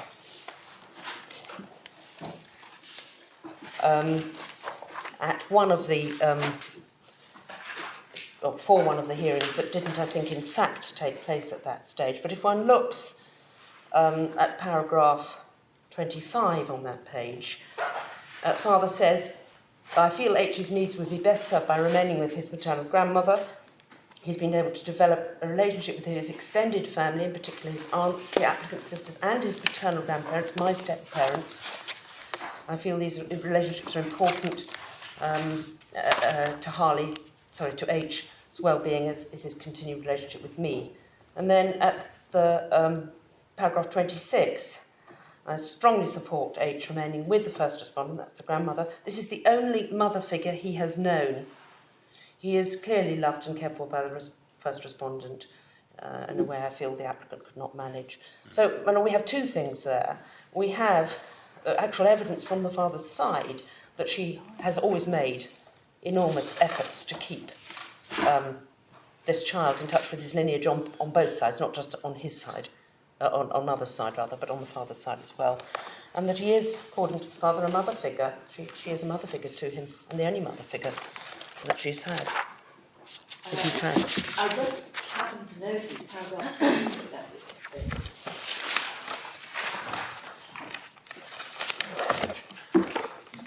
Sorry, paragraph... Yes, we might have thought that in the situation in which he then was, he would know exactly what Well, I've put a big box around that because that's exactly what I felt. But Yes. I, having been told that it was 12 months, I wasn't going to argue with it. But I agree with you. While serving it, you would think it might. There we are. You might know about it. Anyway, we mustn't get too deeply into the facts. No, I accept that. It was simply that it seemed apposite to mention that this, in the question None of... of this has got anything whatever to do with the point of principle. No. Well, except that looking at the failure to look at the natural parent as a psychological, the psychological parent as the natural parent, we would say demonstrates a failure, a deep failure, by both appeal courts. That is an issue of principle. How you define it, or how far you define it, and how important different people think it is, I agree, may be a matter of detail. Well, all I was saying is I'm anxious not to get too deep deeply into the detail, and you can certainly make the broad points of principle, and that's very important that we should know what they are. Well, that was simply on the question of the lineage, Yes, thank you very much. identity and roots point. Yes. And it goes back to the question of whether, it goes back to the question of the direct genetic line of a grandparent and what that actually means, and whether, in fact, when the judges, and in particular the two appeal judges in this case, deal with natural parents, what are they talking about? What should they be talking about? And how should they be looking at a grandparent in this situation's relationship with her grandchild? Yeah. Could I just ask you something else about the structure of the Court of Appeal judgment? If I've understood the structure, in paragraphs 52 to 61, they're really saying the judge approached it in the wrong way. And then they ask themselves the question, well, should we remit it because the judge has got it wrong, or should we dismiss the appeal? And they then say they're going to dismiss the appeal because the judge got the answer right. And then in a sentence, which seems to me to be quite a wrong approach to consideration of an appellate judge's function, they say the judge has decided that on the evidence before him, the interests of this child are best served by him living with his father. Now, the judge wasn't in a position to decide anything on the evidence before him because he was exercising an appellate function. Lord, yes. That is one of the curious points of this judgment. And it is overall, the Court of Appeal judgment does seem to suggest that there is an allowance being made for the judge below substituting his own better result, or result that he believes to be better, for a result that he does not believe to be good. Lord Justice Thorpe here, to defend himself, he would say That that Wall. War, or just War. war. Lord Justice Ward, he would say that you probably recognise that this isn't quite the right way to put it. But once they'd held that there'd been an error by the magistrates, then it fell to the judge to exercise his discretion. And doing that would involve looking at the materials for himself. But he didn't. I accept that the principle would be that he could then, it would open up the consideration of the paramountcy test and the welfare exercise and so forth. He's then, of course, Lord If Justice you were Wall right. is saying in paragraph 65 that we don't need to look too closely at what he actually says. And that causes a little concern too. I mean, if this is an appellate function, one would have expected more explanation, but he's rather saying this is a heavy burden on circuit judges. Well, we can understand he hasn't explained all his reasoning. Mm.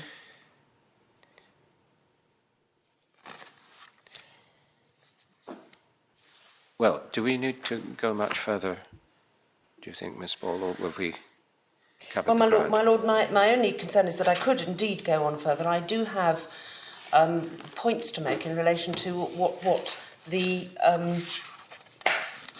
Court of Appeal described as additional points in relation to the calling of the mother, or stepmother, the differing from the welfare officer's report, and so forth. These are contained in here. They are not central, but they are perhaps of some importance because the authority does make it clear, as I've set out, that if there is going to be a differing between a judge or justices and the welfare officer, that should be spelt out in detail. And that was not done, wasn't even looked at by Honour Judge Richards, and it's dealt with in the Court of Appeal by saying, well, we know what he meant. We know what he intended. We know why he, without spelling it out. And so we say that The these... appellate courts always emphasise the necessity of being very careful about departing from the recommendations of the expert welfare officer as they used to be, and to explain fully the reasons for doing so if you're going to do that, when they agree with the welfare officer's report. They somehow don't do that quite so often when they don't agree with the welfare officer's report. Is that a fair comment? Well, that is a fair comment, and it's not me who said it, but I entirely accept it. It happens again and again, but it is supposedly a very, very important factor, and it has been said to be such in numerous cases. And in fact, one only has to ask oneself, why is it an important factor? Because what is the purpose of getting somebody to report on the interests of the child, to assist the court, an independent person, especially in cases where parents are at each other's throats, where you do need a person to hold the balance? What is the purpose of them coming in if they're not going to be listened to, or if they're going to be ignored? Of course you can decide against them, and that's made perfectly clear, but you must explain why. And there is nothing here to explain why. It's not even an explanation of why Mr. W, they disagreed. They don't even raise, neither, when I say they, neither Judge Richards nor the Court of Appeal raise the issues that welfare reporter was concerned about and the justices were concerned about. As Majulia points out, despite the fact that the evidence actually heard by the justices, and they were the ones who heard the evidence, of course, did find it very, very clear and very compelling, if you like, the evidence of AW.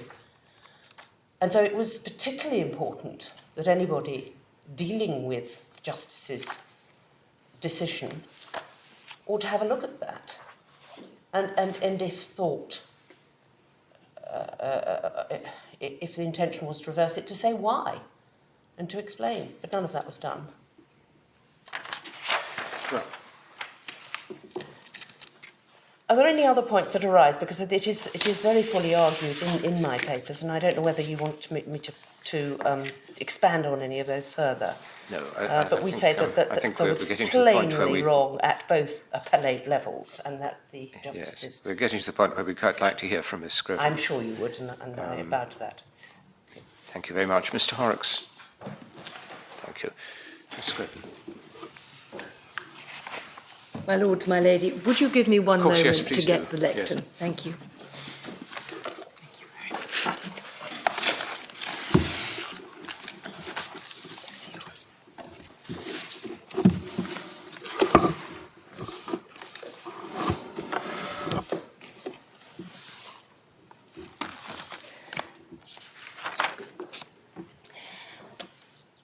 My lords, my lady, I'll start, if it is convenient to you, with looking at what went on in the magistrate's court and the way that the magistrate approached the case.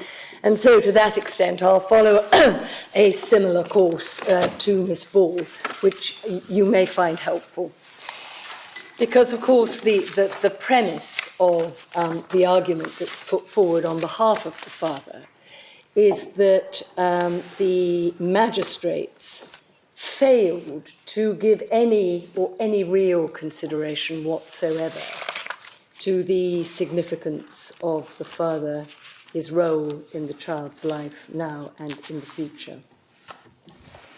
And that in doing so, they failed to take on board the point that emerges, we would submit clearly, from the judgment of Baroness Hale, with which everyone in the court agreed.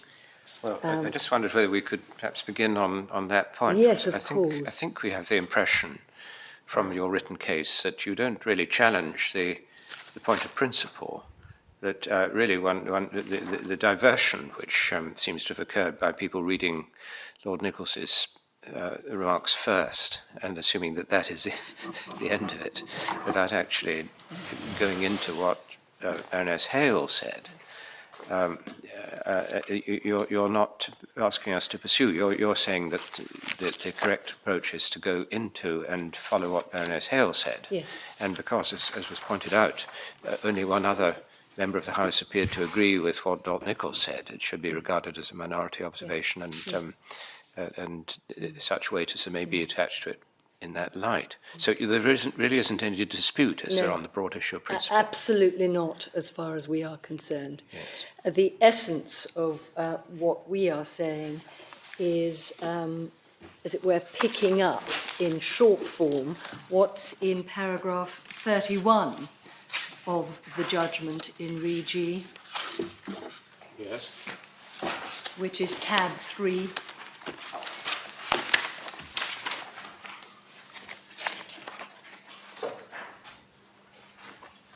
Yes. But perhaps, to give it its proper context, one needs to read it, of course, following on from the preceding paragraph, paragraph 30. I know that you will have looked at this several times already this morning, so I won't read it all out. But perhaps I should pick it up halfway through paragraph 30, when remarking on what had been said in the Law Commission's working paper. Baroness Hale said the statutory position is plain, welfare of the child is the paramount consideration, and then she goes on, of course, to refer to what Lord McDermott said in J&C. I don't need to read that out. Paragraph 31, none of this means that the fact of parentage is irrelevant. The position in English... Astonishing proposition if it were. Isn't it? Yes. God, sometimes I think the statements are blindingly obvious and one allows oneself to deliver. Position in English law is akin to that in Australian law. And there's the quotation there. I'm of the opinion that the fact of parenthood is to be regarded as an important and significant factor in considering which proposals better advance the welfare of the child. Such fact does not, however, establish a presumption in favour of the natural parent, nor generate a preferential position in favour of the natural parent from which the court commences its decision-making process. Each case should be determined upon an examination of its own merits and of the individual facts there involved. And we, for our part, accept that that is the starting point. And also, whilst we're looking at Re G, then, of course, Baroness Hale properly refers to the fact that parenthood, as a word, needs to be unpicked, and that there are various strands by which the connection, which may be labelled parenthood, can come into being. And they will differ from one case to another.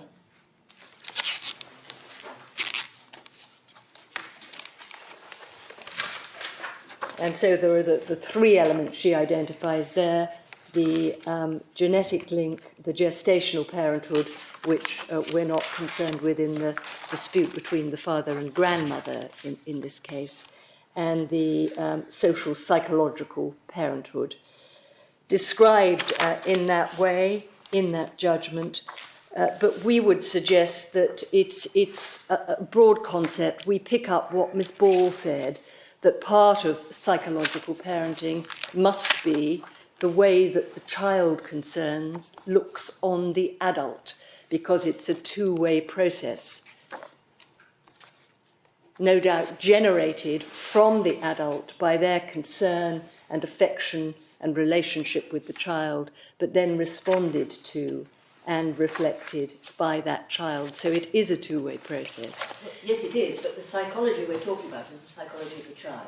Yes. When one absolutely. talks about a psychological parent, yes, one is not yes. talking so much about somebody who thinks themselves to be a parent, but somebody who is thought of by the child and felt towards by the child as a parent, which I think was Miss Ball's point. Yes, absolutely. Which I didn't spell out as clearly as I probably should have done in UG, but I think it's common ground.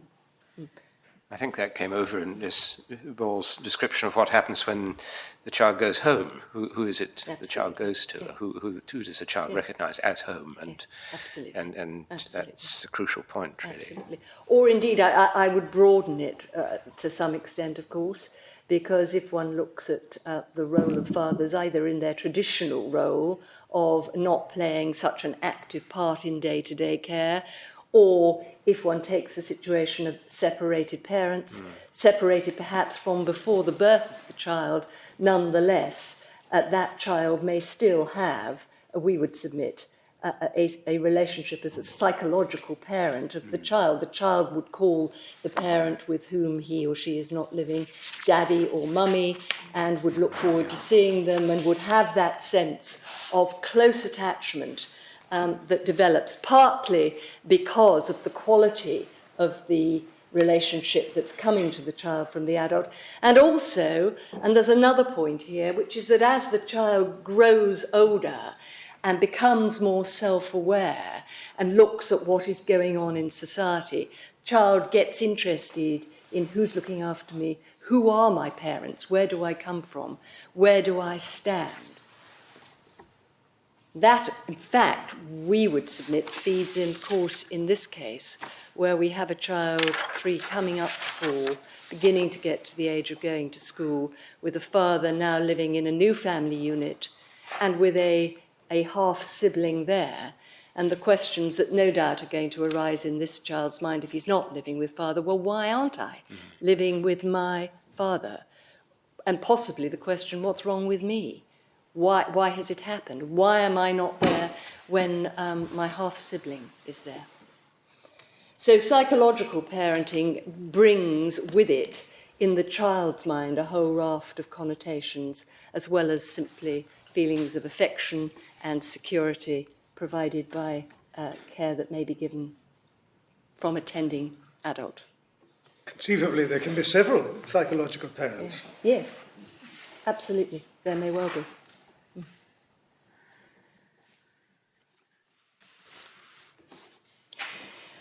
And so that's the starting point here, we would say, looking at VG, that in each case the court has to examine what those relationships are, because they're going to speak to the child's welfare needs both now and in the short term, and in the longer term as the child grows up and develops through his or her life.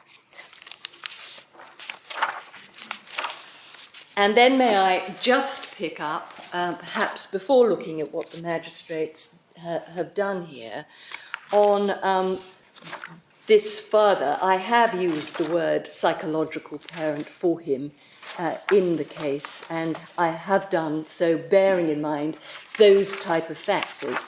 I appreciate that he doesn't come within the compass of somebody who has provided day in, day out care. But he has seen a great deal of this little boy. He has had regular staying contact. The little boy H stayed with him at one point when Granny was unwell for 20 days out of a 30-day period without any distress. When was that? Do we have a date for it? I think it was last year. 2008. Yes, it was 2008. It was after his release from prison. Yes, of course. And so I'm said that's not agreed, but it certainly has been agreed and was agreed by the mother in the evidence that the little boy had stayed with the father when the child had been ill. 4 to 5 days, she said.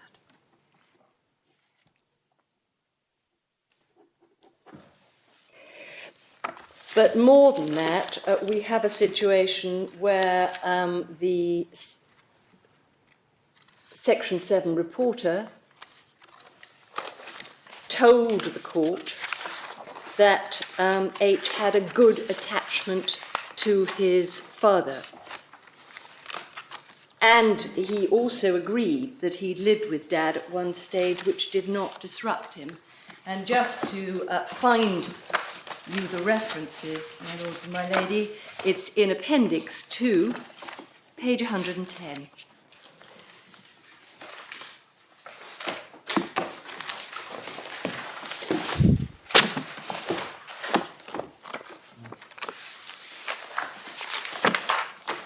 And it's towards the bottom of that page.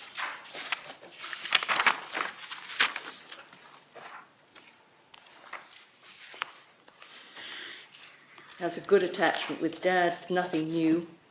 And then that was in the context, I think, of a question about moving to Dad, just increasing it. Hardly developing normally. He lived with Dad at one stage, which didn't disrupt him.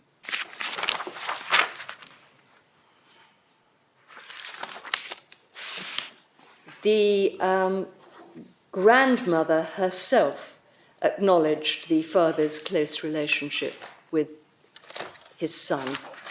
And so if we turn on to page 115 there,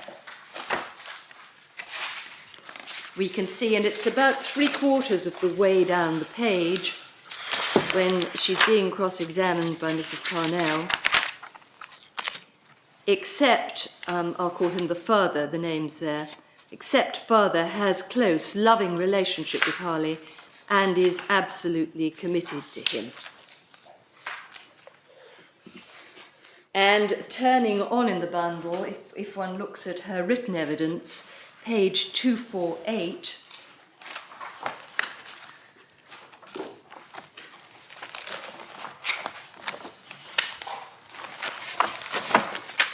top of the page, paragraph 2, 248.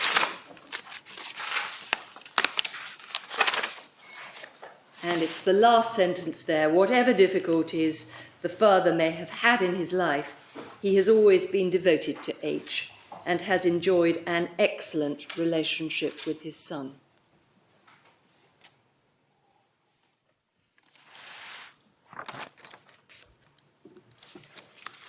And presumably vice versa, you would say. Yes, yes, absolutely. This is her statement of the 18th of September 2007. That's right. In effect, the earlier That's right. proceedings. Yes, yes, absolutely. In which case, father and grandmother were making common cause. They were, against exactly, yes. Yes. Yes, well, there was the previous quotation from father in that context. But the interesting thing about it is that remained her evidence to the magistrates, which was the passage on page 115 that we were looking at earlier. So she did not change in what she said about that. Close and loving relationship with H and absolutely committed to him.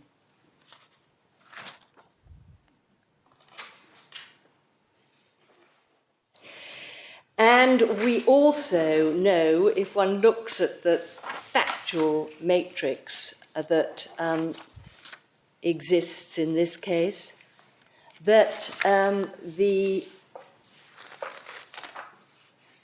advice of the Section 7 reporter, which was accepted by the magistrates, was that both the grandmother and the father could meet this child's needs. And perhaps we can look at it briefly when we look at the magistrate's reasons in the core bundle, page 32.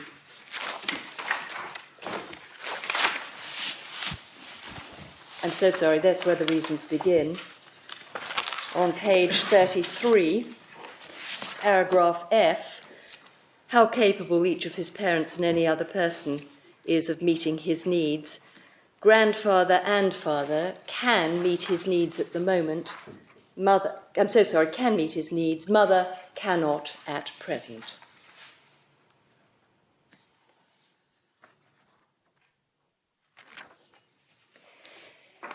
And there was further evidence before them, although the Section 7 reporter did express some concern about the effect on the child of moving him, he did also say this, and this is very important, we would submit, in his oral evidence, in Appendix Part 2, page 109, the note of the evidence.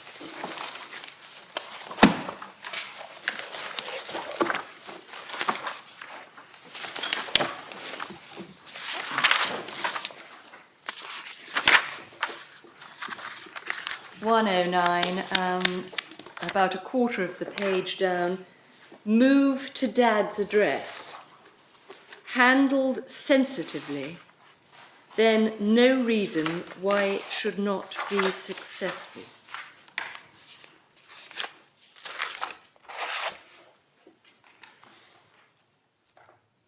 later down that page, just above halfway, I am clear Mr. Babbs can meet Harley's needs. So, as the evidence was before the magistrates, there was evidence of the fact that the father, who was indeed the biological father, was also someone who was what we would term a real psychological father, someone with whom this child had a close attachment and who had a close attachment to this child, with whom this child had spent significant amount of time, who was capable of meeting the child's needs, and whatever concerns the welfare officer had about father was something that could be successful. If it was sensitively handled, there were no reason why it shouldn't be successful. So those were all factors that the magistrates must have been aware of, having listened to the evidence and read the evidence in the case. I think one needs to be careful about getting caught up in nomenclature, but surely the essence, if it does have an essence, psychological parenthood is the attitude of the child turning towards or reposing trust in the person who is identified as a psychological parent. Here, these are discussions about your client's ability to meet his needs. It doesn't touch directly on the question, which seems to me to be the critical question, of whether the child is turns to his father for that type of confidence and trust, although that might be taken to be natural. Of course, there is a comment in the Section 7 reporters, a report that the child was too young to express views, so there may be an inhibition in this type of inquiry in any event. But when you say that there is material here which supports your claim that the father is a psychological parent, is there anything about what I've been describing as the essence of psychological parenthood to which we should be having regard? I think what I would say about that is clearly the Section 7 reporter took the view this child was too young to ask directly how do you feel about things, but that if one looks at the descriptions that were coming both from the Section 7 reporter and from the grandmother herself, one can see that there's evidence of a close and warm relationship there, and there was no challenge to that fact.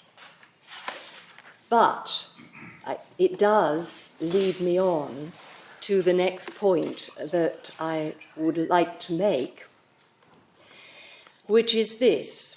When you've got that sort of factual substratum to a case, that type of information, and you've got a father who is coming forward and saying, I would like this child to come to live with me now, I can make a proper home for him, there has got to be a proper process performed by the tribunal who is hearing the case to evaluate the significance of the father, the levels of attachment between them. And when the case came before the magistrates here, it really does not seem to have been done at all. There's been criticism of His Honour Judge Richards, as it were, over-elevating the position of a biological father and perhaps elevating it into something of a right. I'm going to come to that in a moment. But what we would say is that when it came to the magistrates, they went the other way. They looked at the grandmother, but they never did the balancing exercise, and they never really looked at this father, what the quality of the attachments were, what the relationships were, what the long-term as well as the short-term advantages to this child may be of living with father and his half-sibling in the new family. Did AW carry out that exercise? The reason I ask that is because we've got paragraph 12, or finding 12 rather, in front of us, which points to the weight which they attached to what he was saying. Yes. Now, this of course is a report and all the bits and the evidence you've been showing us, but was his report defective, or are you criticising the analysis by the magistrates? No, my lord, we say that if you like, the problem started with the Section 7 report, because that exercise was not carried out there. And we can see that the factor that is given attention is the one that we looked at the beginning of Miss Paul's submissions. The conclusion at page 74, there need to be compelling reasons to disrupt H's continuity of care. So that was the... Page 74. I'm so sorry, I'm so sorry, it's 47. I've inverted the numbers. Yes. Yes, I see. So we're back to that paragraph. Yes. So he looked at that, but there is really no proper consideration in the report, we would say, of the exercise that Lady Baroness Hale has indicated should be conducted. What is the significance and importance of the biological, psychological attachment to the father here? Where does that fit into the welfare balance when one is making an assessment of this child's needs for the future? So the material wasn't available for the justices in order to conduct that evaluation. I think that one of the problems is, and one of the reasons that they have, or maybe one of the reasons why they have failed to put this into the equation, notwithstanding the fact that they were referred to Regi and to what Baroness Hale had said about the significance and importance of conducting this type of exercise. Nonetheless, it wasn't something that had really ever been done by the Section 7 reporter. But some evaluation requires to be made, whether it be by the Section 7 reporter or by the justices. Absolutely. And there must be material on which the evaluation is conducted. Now, inasmuch as you criticise the justices and the Section 7 reporter, first of all, for failing to generate the material, and secondly, for failing to consider it, does the same criticism not apply to His Honour Judge Richards? May I turn to him in a moment? Yes, because it may be that this is a case where one can level criticism at judgments at different levels of the process. Yes, by all means, take your answer. Well, I think we perhaps should proceed in chronological order if to I see may what you're... sort of start with the magistrates and then see where we go from there. Of course, the magistrates had all the material that you referred us to. They did. They did. So that they had material. They did. And yet it gets no discussion.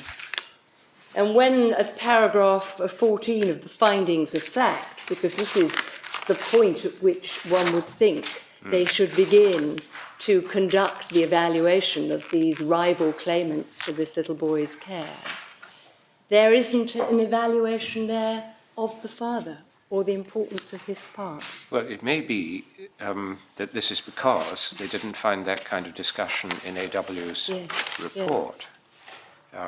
And one could understand the line of thinking that they're impressed by the report, they see him, hear his evidence, they look at what has happened in what is said in the conclusion, which is there's a resonance between that and what they themselves say later. And one can see how the process of thinking develops. That's why I was interested in what you had to say about the report, whether there's a defect there that you identify. Well, there simply isn't a discussion of this aspect of the case in the report, we would say.